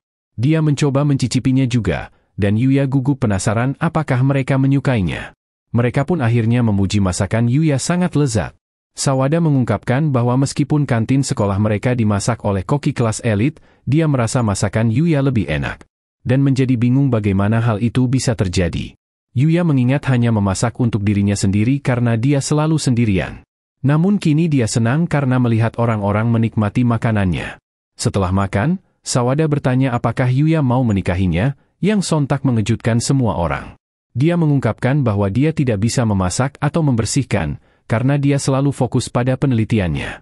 Dan dia juga belum pernah menjalin hubungan dengan seorang pria sebelumnya. Dan setelah memakan masakan Yuya, dia menganggap Yuya adalah cowok simpanannya, meminta Yuya untuk menikahinya dan merawatnya. Semua orang mengatakan pada Sawada bahwa itu ide buruk, dan Kaede bahkan mengatakan Yuya jahat. Mendengarnya, Yuya berpikir bahwa dirinya adalah teman yang gagal. Namun Sawada bersikeras untuk menikahinya, bahkan mengatakan dia akan menunggu Yuya lulus SMA. Yuya menjadi gugup, berpikir hal itu tidak pantas karena dia adalah gurunya. Mengatakan bahwa dia menganggap Sawada adalah guru yang baik. Sawada senang mendengarnya, memeluk erat Yuya dengan dadanya, sehingga Kaede pun mencoba menarik Yuya. Melihatnya, Akira berpikir Yuya adalah pria paling beruntung sedunia. I think Yuya needs to come up for air. Huh? Yuya, are you with us? Malam harinya, Yuya berteleportasi kembali ke rumah untuk mengecek Knight. Dengan beberapa bahan makanan dari inventorinya, dia dengan cepat menyiapkan makan malam. Saat Yuya melihat Knight makan, dia merasa senang melihat orang-orang menikmati makanan yang dibuatnya. Dia teleportasi kembali ke perkemahan, di mana semua orang sedang mandi bersama. Semua orang melongo menatapnya, dan Yuya bingung apa yang sedang terjadi. Akira mengatakan hal itu karena tubuhnya, dan Yuya semakin bingung apa ada yang salah dengan tubuhnya. Akira pun mengungkapkan betapa tampannya Yuya dengan ototnya yang sangat kekar. Sementara itu di kamar mandi perempuan, Rin menggoda Kaede. Mengatakan semua anak laki-laki pasti menyukainya. Tetapi mereka bertemu Kaori, dan memberitahunya bahwa guru Sawada ingin menikahi Yuya. Kaori terkejut mendengarnya, dan gadis-gadis itu mengakui bahwa Guru Sawada memang memiliki keunggulan. Kaede pun mulai berniat untuk mendekati Yuya juga. Kaori bertanya apakah Kaede menyukai Yuya. Tetapi dia dengan cepat menyangkalnya. Rin melihat Kaede terlalu nampak, tetapi Kaori penasaran tentang tipe perempuan yang Yuya suka. Keesokan paginya, beberapa siswa menemukan barang-barang mereka hancur. Menduga apakah itu mungkin perbuatan pencuri. Akira tampak khawatir, sementara Yuya memeriksa apakah semua barang mereka masih ada. Mereka memutuskan untuk mencari makanan untuk sarapan. Tetapi Akira menjadi takut melihat bekas cakar di pohon. Yuya ingat bahwa Akira mengatakan dia digunakan untuk memancing seekor beruang, dan dia mulai menyadarinya. Saat Yuya melihat sekeliling, beruang itu tiba-tiba muncul di depan para gadis, dan mereka pun segera kabur. Beruang itu mengejar mereka dan semua siswa panik. Sawada memberi isyarat untuk berlindung bersamanya. Beruang itu berlari ke meja, dan Sawada menyuruh mereka untuk mencari tempat aman. Saat mereka berlari, Sawada terjatuh, dan beruang itu menerjangnya. Untungnya Yuya sigap menghadangnya. Dia bergulat dengan beruang itu, membantingnya ke tanah, dan mengalahkannya. Dia memeriksa Sawada, yang akan memberikan Yuya pelajaran karena melakukan tindakan yang sangat berbahaya.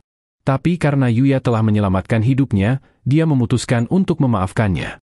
Bahkan meminta Yuya untuk menikahinya lagi, yang ditolak Yuya dengan sopan. Yuya bertanya apa yang akan mereka lakukan pada beruang itu. Kaori menjelaskan bahwa mereka akan menjadikannya sebagai beruang penjaga. Dan jika dia menyerang orang lagi, mereka akan memakannya. Masalahnya pun terselesaikan, dan perjalanan berkemah mereka juga berakhir. Kembali di rumah, kita melihat jadwal Yuya untuk bertemu sang raja di dunia lain. Lexia sedang dalam perjalanan untuk menjemput Yuya, namun dia bertemu dengan sekelompok iblis di hutan. Berpikir iblis itu berbahaya jika bertemu dengan Lexia, Yuya pun memutuskan untuk menghabisi para iblis itu. Knight menebas salah satu iblis, dan Yuya melemparkan tombaknya. Tetapi iblis itu menangkapnya. Dia pun mengganti senjatanya ke palu, yang benar-benar mampu menghancurkan para iblis, sambil membersihkan area sekelilingnya. Membuatnya terkesan dengan senjata dewa itu lagi. Iblis itu menjatuhkan sebuah item helm yang menarik, dan Yuya mencobanya. Di pohon, terlihat seekor kelinci aneh sedang mengawasi Yuya, berkata bahwa inilah pria yang dia cari. Tapi rombongan Lexia akhirnya tiba. Owen takut melihatnya, dan Yuya menyadari itu karena helmnya. Dia pun segera melepasnya, dan mereka senang melihat Yuya. Mereka bertanya apakah Yuya siap bertemu raja, dan secara resmi mengundangnya untuk bergabung dengan rombongan mereka ke istana. Namun, Knight tiba-tiba melompati Lexia, dan sebuah pohon di sebelahnya tumbang.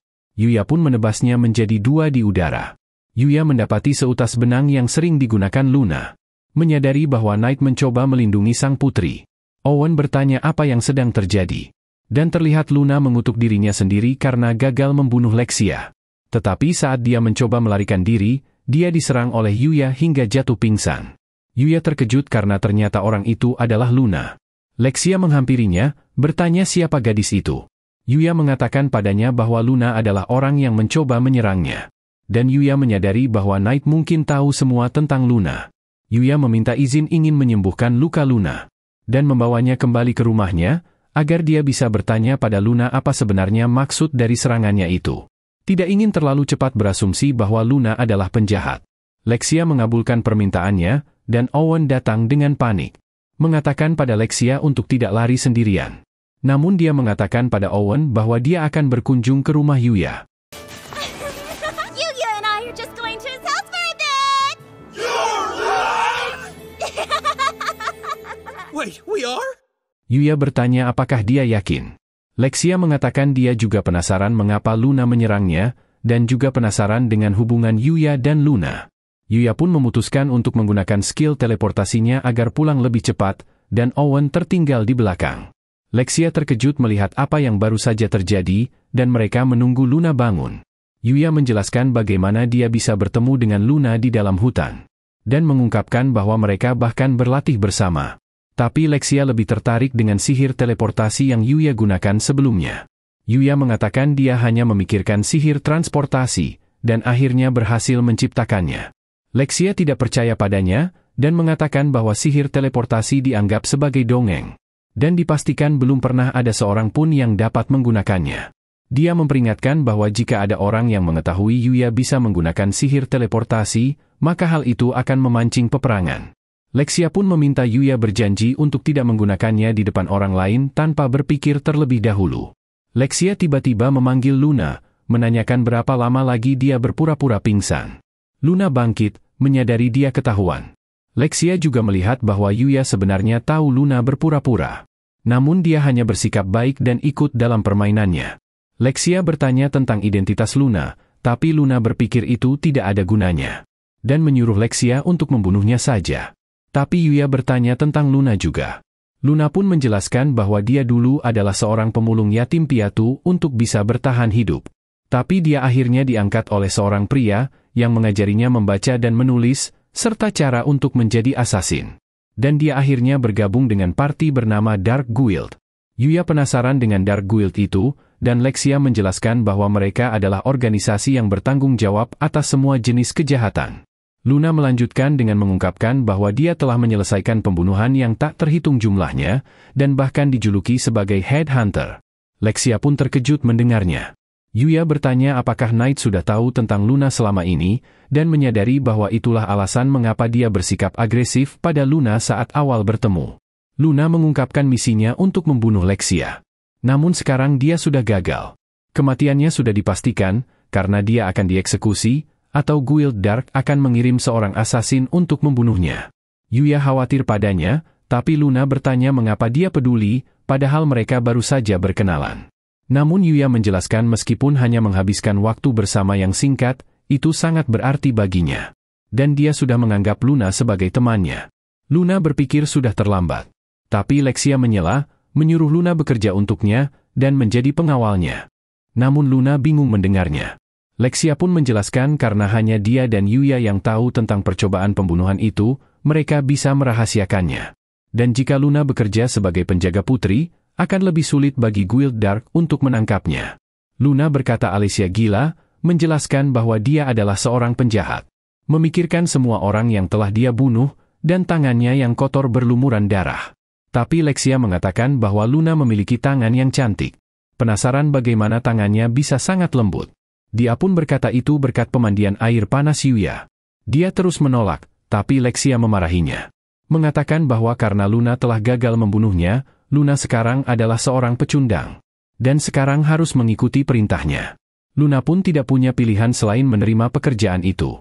Sementara itu, kita melihat Owen, di mana dia dan prajuritnya melarikan diri dari para goblin.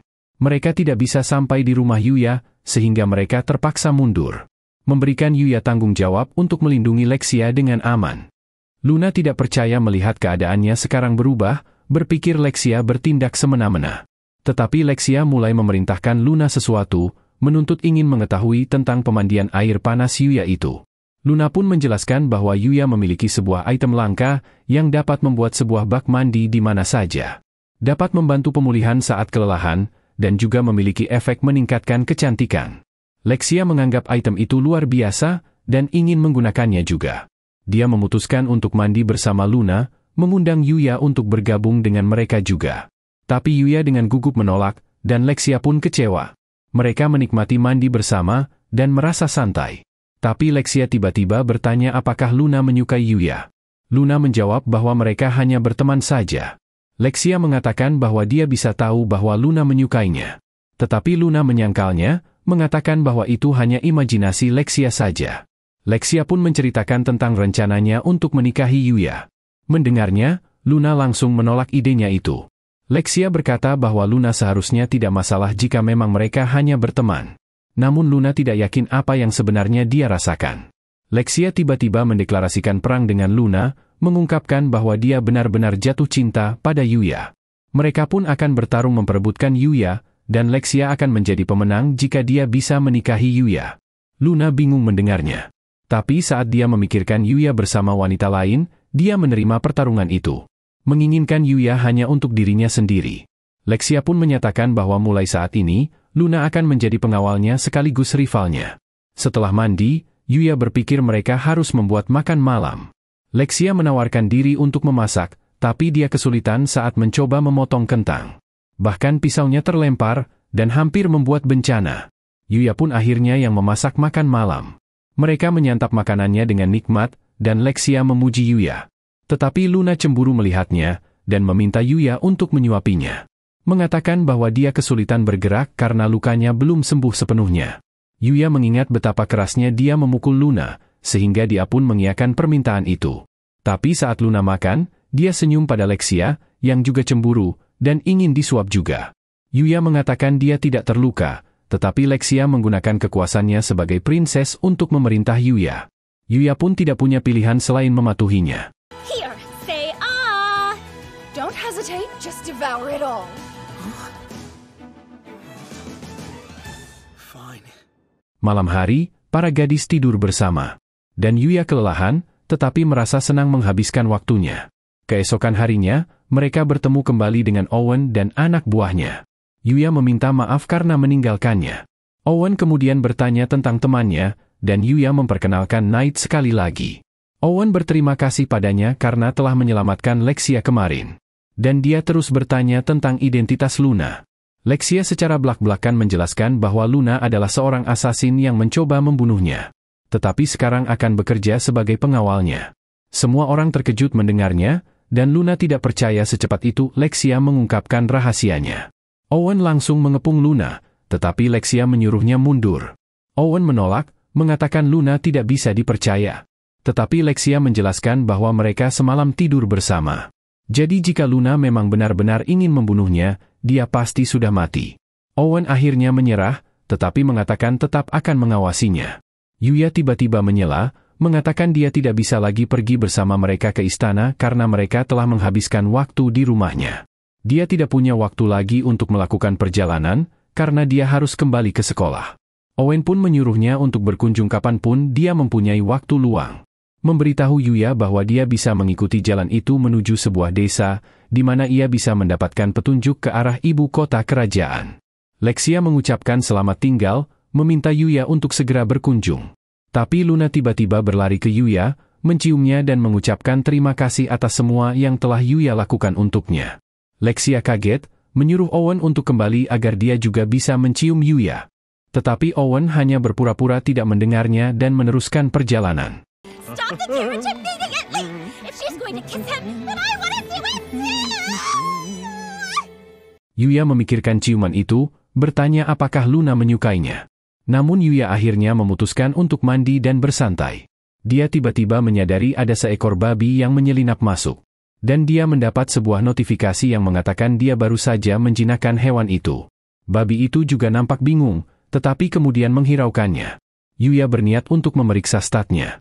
Namun skill appraisal Yuya telah naik level, sehingga dia dapat melihat semua skill babi itu. Dia melihat babi itu memiliki skill yang disebut Holy Ground, dan bertanya ingin melihat skill tersebut. Makhluk itu pun menciptakan sebuah medan cahaya di sekeliling mereka, dan tampaknya memberikan Yuya sebuah buff. Luna terkesan melihatnya dan memutuskan untuk memberinya nama.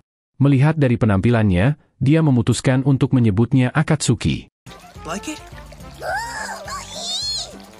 Knight kemudian mengingatkan Yuya jamnya, dan Yuya segera bergegas kembali ke sekolah.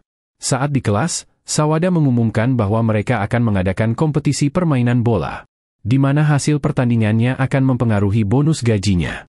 Dia pun meminta mereka semua melakukan yang terbaik.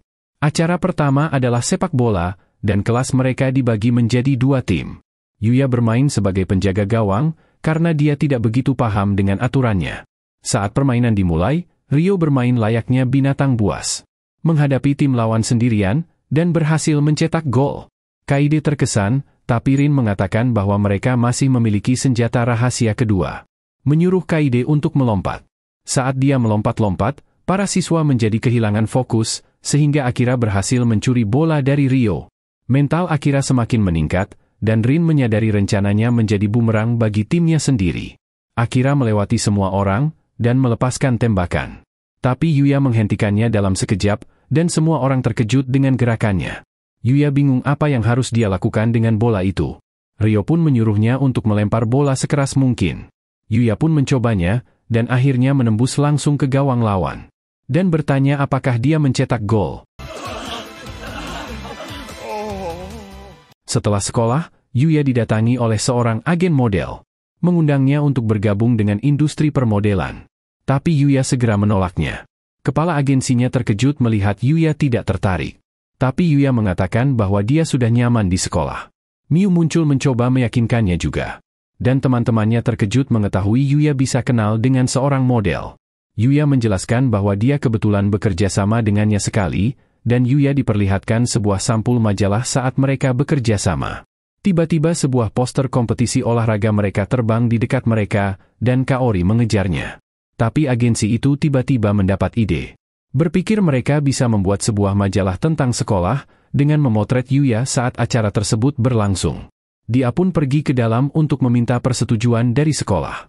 Di dunia lain, Yuya mengalahkan seekor monster skeleton, namun dia melihat dirinya tidak menjadi lebih kuat. Dia memutuskan untuk pergi lebih jauh ke dalam hutan, dan dia menemukan daerah yang dipenuhi dengan pohon bernama Hard Black.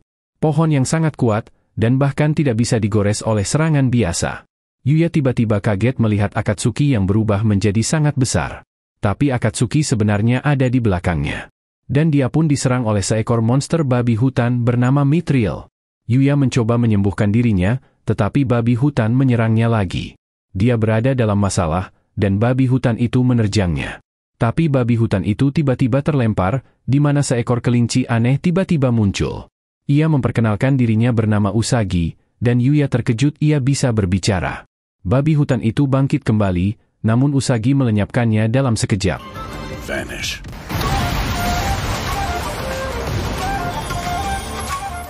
Yuya terkejut melihat kekuatannya yang bahkan menghancurkan pepohonan di sekitarnya. Dia memeriksa statistiknya, dan melihat kelinci itu sangat kuat, dengan gelarnya bernama Dewa Penendang. Yuya mengucapkan terima kasih atas bantuannya, dan si kelinci meminta Yuya untuk menunjukkan tendangannya. Yuya menunjukkan tendangannya, dan Usagi melihat potensi dalam diri Yuya. Usagi memamerkan tendangannya, menembus beberapa pohon di depannya. Dan dia mulai melatih Yuya untuk melakukan hal yang sama. Setelah beberapa saat, Yuya berhasil menghancurkan sebuah pohon, dan Yuya lanjut dengan melakukan sparring bersama Usagi. Yuya bertanya mengapa sang kelinci melatihnya. Usagi mengungkapkan karena dia ingin Yuya menjadi penggantinya.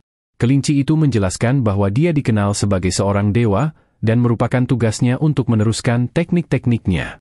Ia mengungkapkan bahwa dewa merupakan sebuah gelar yang diberikan kepada seseorang yang telah menguasai suatu bidang tertentu.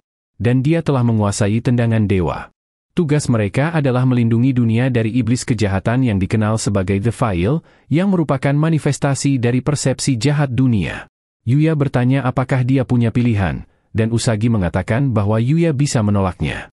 Tapi dia mengatakan pertarungan melawan kejahatan tidak dapat dihindari, sehingga mereka membutuhkan banyak bantuan sebanyak mungkin.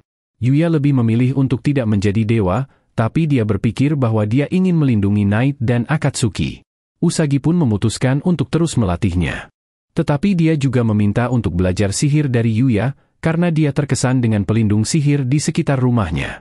Meskipun pelindung sihir itu merupakan ciptaan sang pria bijak, tetapi mereka tetap membuat kesepakatan, di mana mereka akan saling berbagi pengetahuan.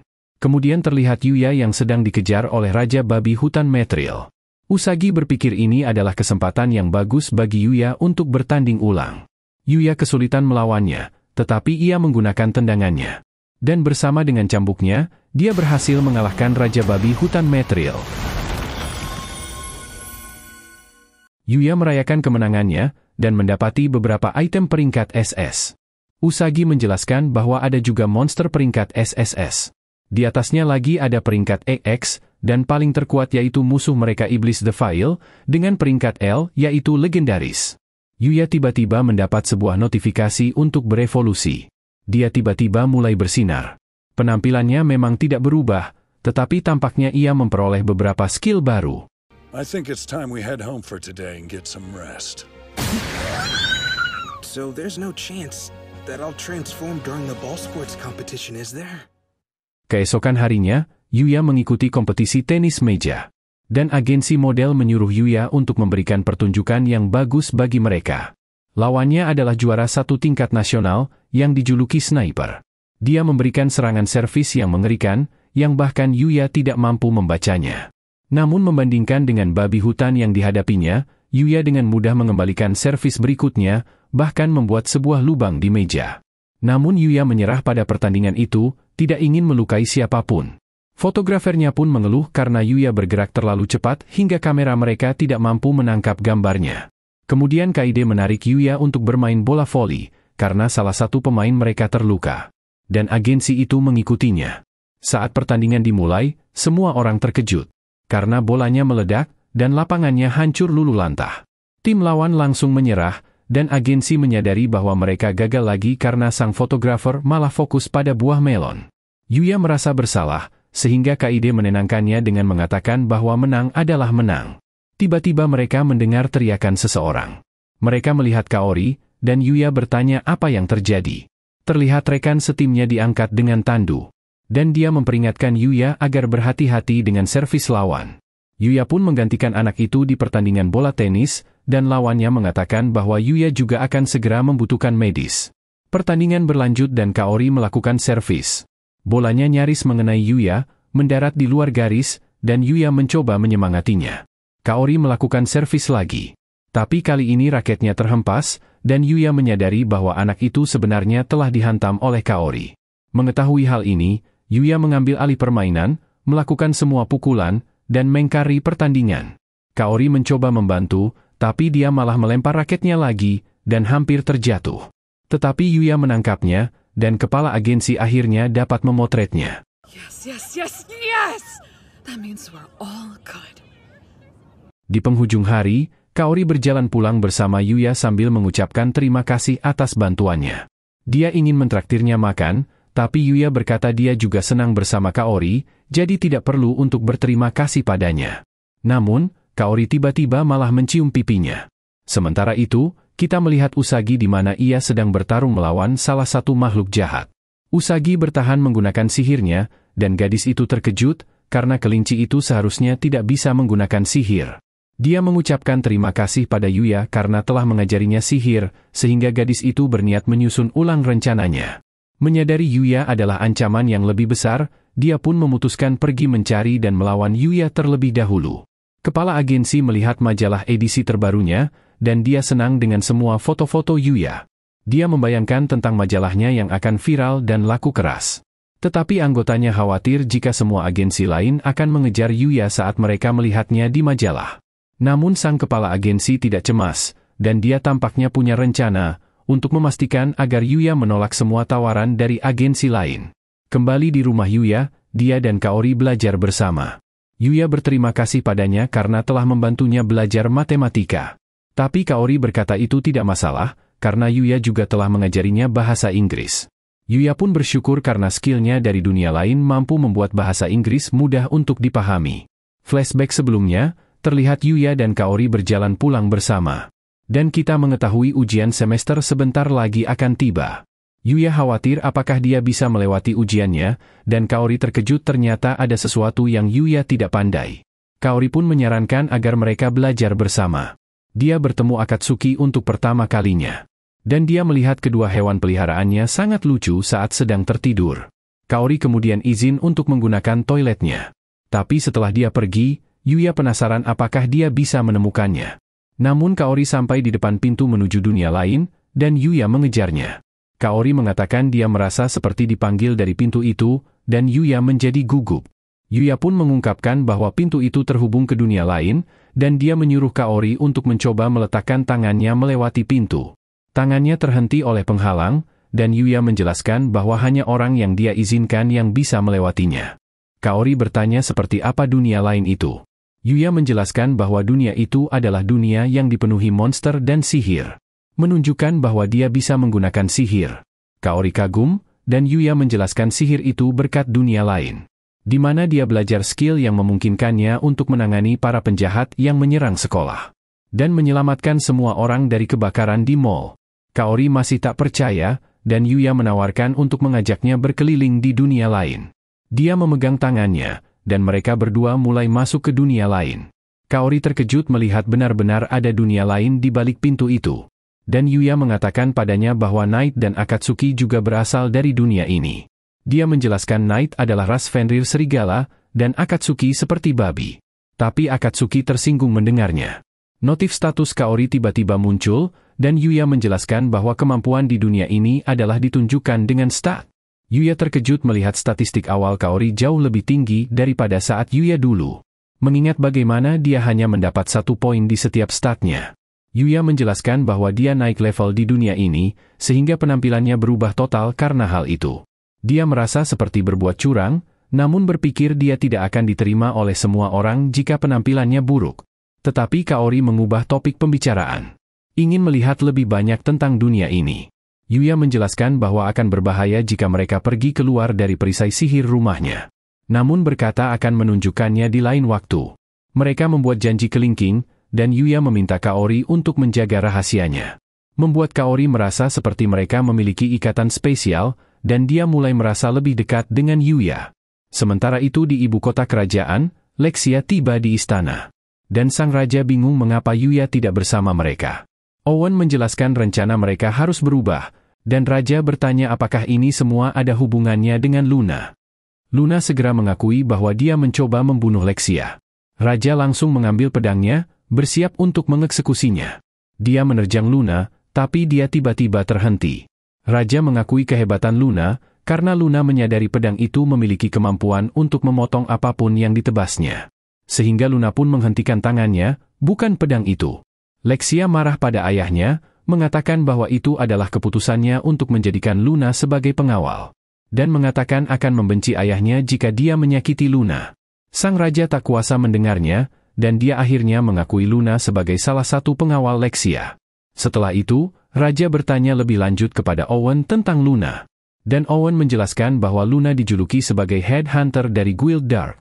Sang raja bertanya apa hubungannya dengan Yuya. Dan Owen menjelaskan bahwa Yuya adalah orang yang menangkap Luna. Dan Yuyalah yang membawa Luna dan Lexia kembali ke rumahnya. Tapi mendengar bahwa Lexia menginap di rumah seorang pria, raja mulai mengamuk. Berniat untuk mencincang-cincang Yuya. Owen mengatakan padanya bahwa tidak terjadi apa-apa. Tetapi raja berkata bahwa Owen tidak yakin karena dia sendiri tidak ada di sana. Sementara itu, kita melihat pria bertopeng yang mencoba membunuh Lexia. Kita mengetahui bahwa dia ternyata adalah pangeran pertama bernama Ragar. Dan bawahannya memberitahu tentang seorang bangsawan yang menyewa Luna untuk membunuh Lexia. Tetapi berakhir dengan kegagalan karena Yuya menghalanginya. Dan Luna bahkan sekarang malah menjadi pengawal Lexia. Bawahannya juga menyebutkan bahwa Yuya diundang ke istana kerajaan, dan hal ini memberi Ragar sebuah ide. Dia memberi bawahannya senjata rahasianya, sebuah penyegel perisai sihir, yang menciptakan sebuah area yang dapat menonaktifkan semua sihir. Hal ini akan membuat semua pengawal sihir raja tidak berdaya, sehingga satu-satunya yang harus mereka hadapi tersisa Owen dan Luna. Pria itu khawatir identitasnya akan terbongkar jika rencananya gagal. Tapi Ragar berpikir mereka dapat memfitnah Yuya saat dia berkunjung ke istana. Terlihat Yuya mendapat hari libur tambahan setelah pertandingan di akademi.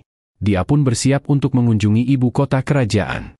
Dia juga farming, mengalahkan seekor monster domba. Yang menjatuhkan beberapa item, termasuk item perlengkapan tidur langka, yang secara ajaib memberikan kenyamanan terbaik. Yuya menuju ke kota terdekat, dan dia terkejut melihat manusia rubah di dunia ini. Dia menuju ke sebuah guild, ingin melakukan jual beli, karena dia tidak punya uang sepeser pun. Guild Master merasa nama Yuya cukup aneh, dan tidak tahu dari mana Yuya berasal. Yuya menjelaskan dia hanya berasal dari sebuah pulau kecil, dan Guild Master berpikir Yuya pasti seorang bangsawan dilihat dari penampilannya. Yuya bersumpah dia hanya orang biasa, tetapi sang master sulit mempercayainya. Dia bertanya apa yang ingin Yuya jual, dan menjadi takjub saat melihat kotak inventory item milik Yuya. Yuya mengeluarkan beberapa botol bumbu bubuk, dan Guild Master tertakjub melihat kacanya. Dia memeriksa bumbu tersebut, dan menemukan bahwa itu adalah bumbu dengan kualitas tertinggi yang pernah dia lihat. Tapi Yuya berpikir itu hanya bumbu biasa yang dia beli dari Indomaret. Guild Master pun menawarkan ingin membeli semuanya dengan harga 100 koin emas. Yuya bertanya apakah itu tidak terlalu banyak, mengaku dia tidak tahu nilai mata uang di kerajaan itu. Guild Master menjelaskan bahwa sebuah keluarga, rata-rata bisa memenuhi kehidupannya dengan 5 koin emas selama setahun. Jadi dengan 100 emas akan cukup untuk menghidupi satu keluarga selama 20 tahun. Guild Master juga memberi Yuya kartu guild yang bisa digunakan sebagai identitas seseorang. Dan Yuya bertanya tentang cara menuju ke ibu kota kerajaan. Guildmaster menjelaskan ada kereta kuda yang bisa langsung menuju ke ibu kota kerajaan. Saat sesampainya di sana, Yuya terkesima dengan banyaknya penduduk di sana. Akatsuki menunjuk ke arah istana, dan Yuya mulai khawatir. Berpikir dia tidak cocok sebagai tamu kerajaan. Dia menuju ke istana, dan disambut oleh Owen. Owen memberitahu bahwa mereka akan langsung menemui sang raja. Yuya panik, berpikir dia belum siap. Tetapi Owen mengatakan kepadanya untuk tidak khawatir, karena ini hanya pertemuan biasa. Terlihat Lexia dan Luna sudah menunggu di dalam, dan Yuya memberi penghormatan kepada raja. Raja langsung membahas tentang bagaimana Lexia melamarnya. Dia mulai kehilangan kewarasannya, mengira Yuya yang menggoda putrinya. Tetapi Owen berhasil menenangkannya. Raja kecewa karena Yuya tidak datang membawa hadiah apapun untuk Lexia. Yuya pun dengan cepat mengambil item perlengkapan tidur yang didapatnya dari domba. Lexia merasa tersanjung melihatnya, tapi hal itu malah membuat raja marah. Mengira Yuya mencoba untuk merayu putrinya tepat di hadapannya. Owen mencoba menghentikan raja, mengatakan Yuya tidak mengetahui adat istiadat mereka. Yuya bingung apa yang sedang terjadi. Lexia menjelaskan bahwa jika memberikan perlengkapan tidur sebagai hadiah, itu artinya ingin menikahi orang tersebut. Menjadi simbol sebagai tempat tidur bersama mereka. Yuya menyadari bahwa dia telah mengacau, dan raja bersiap untuk menebasnya. Tetapi mereka tiba-tiba diserang oleh belasan asasin. Raja memerintahkan pengawalnya untuk menembak. Tetapi salah satu asasin mengaktifkan penyegel sihir, sehingga menghentikan anak panahnya. Asasin itu menyerang, tetapi Yuya menghajar mereka. Dan bersama dengan Knight, dia dengan mudah menumbangkan mereka semua. Lexia memeluk dan memujinya. Tapi Luna cemburu dan mencoba menarik Lexia menjauh, sementara sang raja melototi Yuya. Owen menemukan sebuah lambang pada salah satu asasin. Dan mereka menyadari bahwa Pangeran Ragarlah dalang di balik serangan ini. Berita tentang serangan mulai tersebar di antara para pengawal, dan nampaknya sang raja telah mengisolasi dirinya di kamar. Yuya berpikir apa yang harus dia lakukan. Dan kita melihat Owen meminta bantuan Yuya untuk menjaga Lexia. Yuya pun pergi mencari Lexia, namun ragu-ragu untuk masuk ke kamarnya. Tapi Lexia tiba-tiba keluar, dan ingin agar mereka berdua berkeliling kota karena ini pertama kalinya Yuya ke sini. Luna mengingatkan tentang situasinya, tetapi Lexia beralasan jika saudaranya mengirim asasin lagi, maka sama saja dia membeberkan lokasinya sendiri. Luna setuju dengan perkataan Lexia, namun dia tahu Lexia sebenarnya hanya ingin jalan-jalan. Luna mengatakan bahwa Lexia sebaiknya tinggal di kastil, sementara dia yang akan mengajak Yuya berkeliling kota. Tetapi Lexia menolak, tidak ingin membiarkan mereka jalan berduaan. Owen mengajukan dirinya yang mengantar Yuya berkeliling, sementara mereka berdua bisa tinggal di kastil. Tetapi kedua gadis itu menolak idenya. Pada akhirnya, mereka bertiga pergi, sementara Owen hanya bisa melihatnya dari kejauhan. Lexia ingin menunjukkan toko perhiasan kepada Yuya, tetapi Luna mempunyai saran lain. Kedua gadis itu pun memperebutkan Yuya. Mereka membuat keributan, dan orang-orang di sekitar mulai memperhatikan mereka. Mengira Yuya pasti seorang bangsawan, yang memiliki dua istri cantik bersamanya. Mereka melihat sekeliling kota, dan tampaknya Yuya tertarik dengan guild petualang. Dia menceritakan bahwa dia sebelumnya mendaftar di guild pedagang saat dalam perjalanan menuju kota kerajaan. Luna menyarankan Yuya untuk mendaftar ke guild petualang juga, karena Yuya sering berburu monster. Mengatakan hal itu akan membantu Yuya lebih mudah untuk memperdagangkan item-item monster. Dan dia bisa menghasilkan uang dengan menyelesaikan misi. Luna memutuskan untuk mendaftar juga, ingin melakukan petualangan bersama Yuya. Lexia cemburu, tetapi Luna menyarankan Lexia untuk mendaftar juga. Lexia mengeluh melihat mereka berdua, tapi Luna mengatakan untuk tidak perlu khawatir, karena Yuya pasti akan sibuk untuk menjalankan misinya. Mereka bertemu dengan petugas bernama Amelia, yang memberikan formulir pendaftarannya. Yuya mulai mengisinya, tetapi ada sebuah pertanyaan yang menanyakan tentang sihir apa yang bisa Yuya gunakan. Dia mengingat perkataan Sang Sage yang mengatakan kepadanya bahwa pengetahuan tentang sihir di dunia ini masih belum tinggi. Sehingga dia pun memutuskan untuk tidak mengatakan bahwa dia bisa menggunakan semua jenis sihir, dan juga sihir teleportasi. Dia pun hanya menuliskan angin, api, dan air. Pertanyaan selanjutnya adalah tentang kekuatan sihir. Dan Amelia menjelaskan bahwa mereka menggunakan sebuah bola kristal untuk mengukur energi magic seseorang. Yuya bingung mengapa mereka tidak melihat notifikasi statusnya saja. Tetapi Amelia menjelaskan bahwa sebagian besar petualang merahasiakan statistik mereka. Jadi hal ini bertujuan untuk memastikan tidak ada yang berbohong. Luna mengukur energinya, membuat bola kristal itu bersinar berwarna kuning.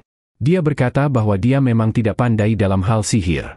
Yuya kemudian mengukur energinya, namun semua orang terkejut ketika bola kristal itu pecah. Yuya meminta maaf, bertanya apakah dia harus menggantinya. Tetapi Amelia mengatakan tidak apa-apa. Amelia kemudian melihat formulirnya, dan dia terkejut saat membaca bahwa Yuya bisa menggunakan 3 jenis sihir yang berbeda. Yuya bertanya apakah ada masalah. Amelia menjelaskan bahwa orang yang bisa menggunakan 3 jenis sihir berbeda hanya ada di cerita dongeng saja. Lexia menganggapnya menakjubkan, dan Yuya merasa lega dia tidak menuliskan semua sihir lainnya yang bisa dia gunakan. Amelia memasukkan formulir mereka ke dalam mesin, dan mesin itu pun menghasilkan kartu guild mereka. Amelia menjelaskan bahwa sebagai petualang baru, mereka memulainya dari peringkat F. Yuya bertanya apakah ada persyaratan untuk menyelesaikan misi. Tetapi Amelia memberitahu mereka bahwa mereka bebas untuk menjalankan misinya sesuai dengan kecepatan mereka sendiri. Tetapi dia memperingatkan mereka saat misi mengumpulkan item, mereka harus berhati-hati agar tidak memanen tanaman secara berlebihan, agar tanamannya bisa tumbuh kembali. Mereka kemudian memeriksa papan misi, bingung apa yang harus mereka lakukan terlebih dulu. Tetapi Yuya tiba-tiba didatangi oleh seorang wanita bernama Glenda.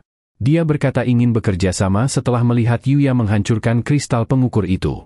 Tetapi Kaori dan Luna mencoba menarik Glenda menjauh, sambil mengatakan dia terlalu banyak minum alkohol. Wanita itu pergi, tetapi dia berharap bisa bertemu dengan Yuya lagi. Lexia mempertimbangkan lagi untuk bergabung dengan guild. Berpikir dia harus melindungi Yuya dari wanita lain. Tetapi Luna menyuruhnya untuk memikirkan Owen, yang kesulitan menjaganya.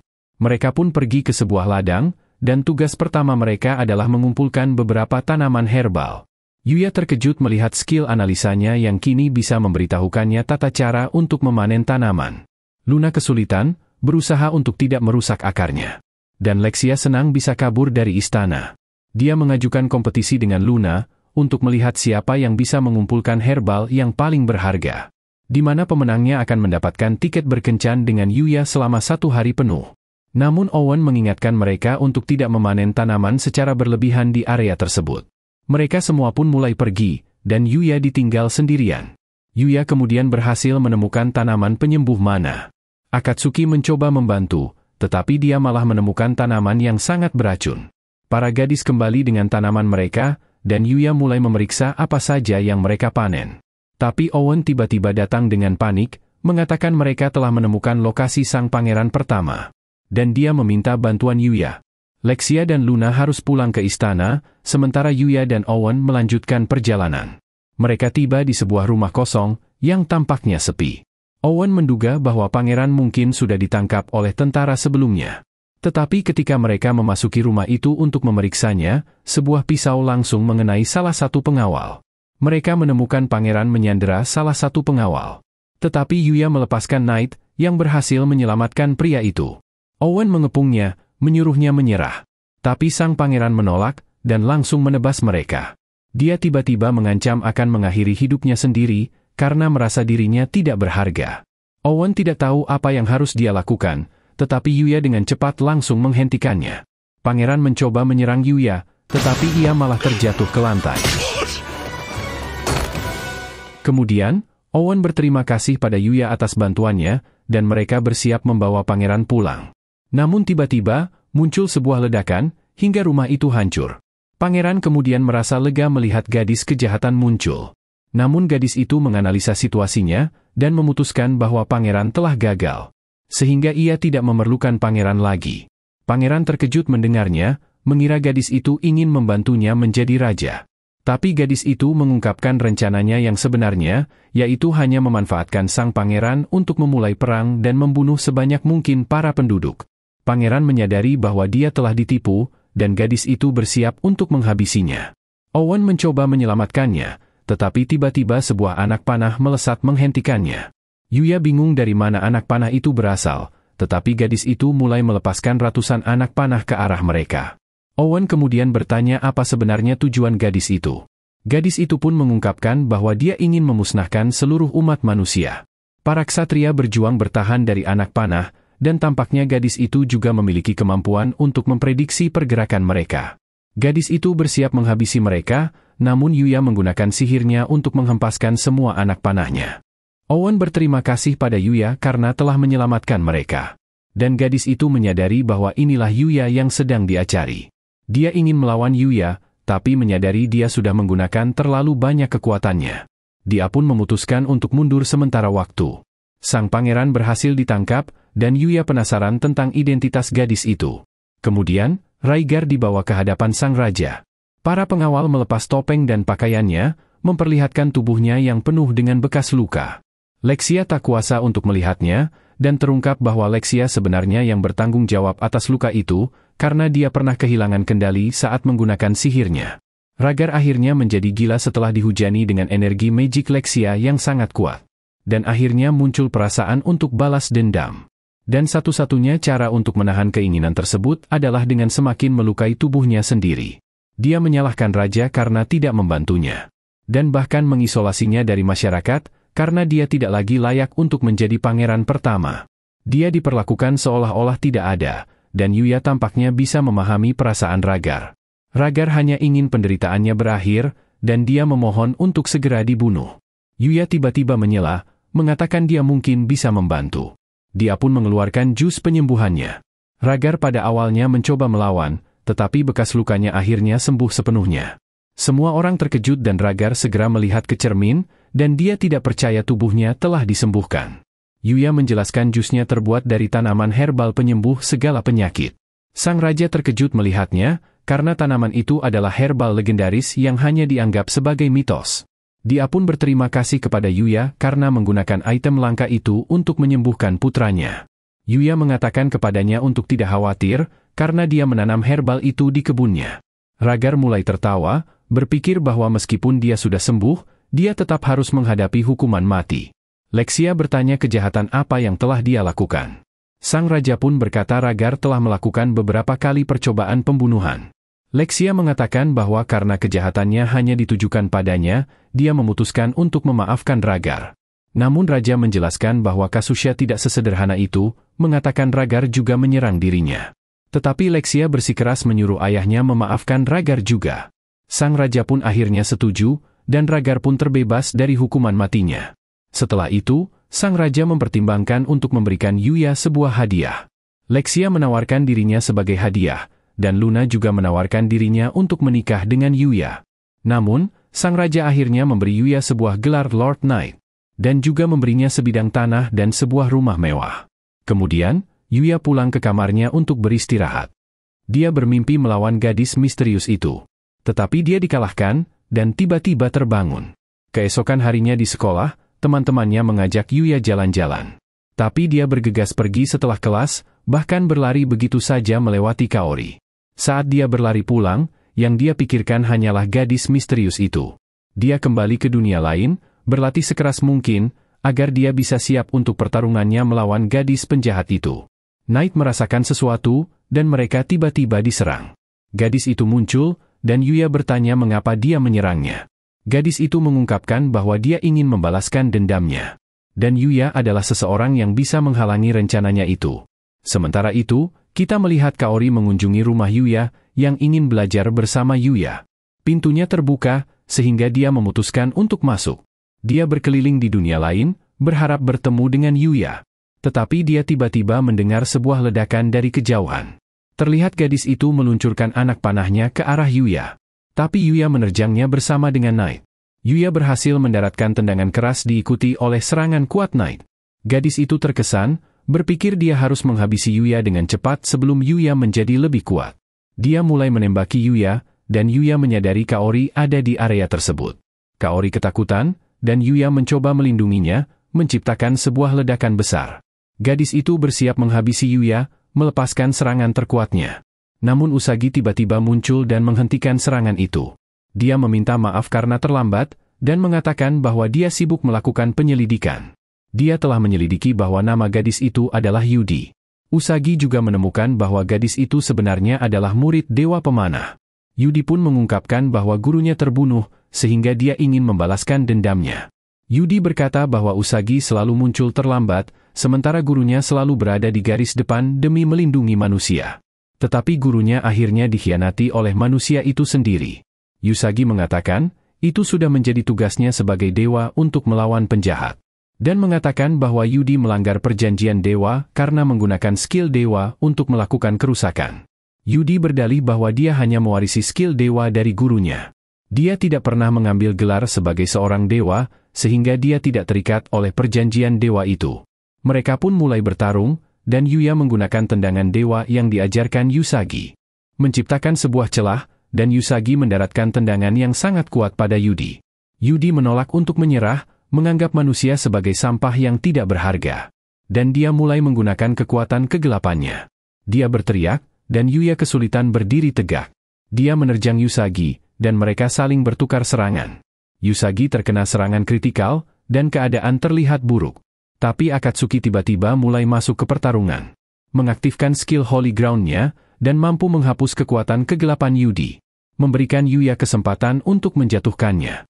Kemudian, Usagi pun mengungkapkan bahwa selain dewa, ada juga hewan suci yang berdiri untuk melawan kejahatan. Dan Akatsuki merupakan salah satunya. Usagi menjelaskan bahwa Yudi sekarang seharusnya sudah tidak bisa menggunakan kekuatan jahatnya lagi. Dia pun memutuskan untuk menyerahkan Yudi pada Yuya. Kaori kemudian berlari mendekat, namun tiba-tiba muncul seekor monster di belakangnya. Yuya dengan cepat menghabisinya dengan satu serangan, membuat Kaori terkejut. Yuya pun menjelaskan seperti inilah kehidupannya di dunia ini. Yuya bertanya apakah Kaori takut melihatnya membunuh di hadapannya. Dia juga mengaku naik level di dunia ini, berpikir dirinya adalah seorang penipu. Dan sadar Kaori tidak akan menyukainya jika penampilannya tidak seperti ini. Namun Kaori berkata itu tidak benar. Mengaku bahwa Yuya sama sekali tidak berubah sejak pertama kali Yuya menyelamatkannya.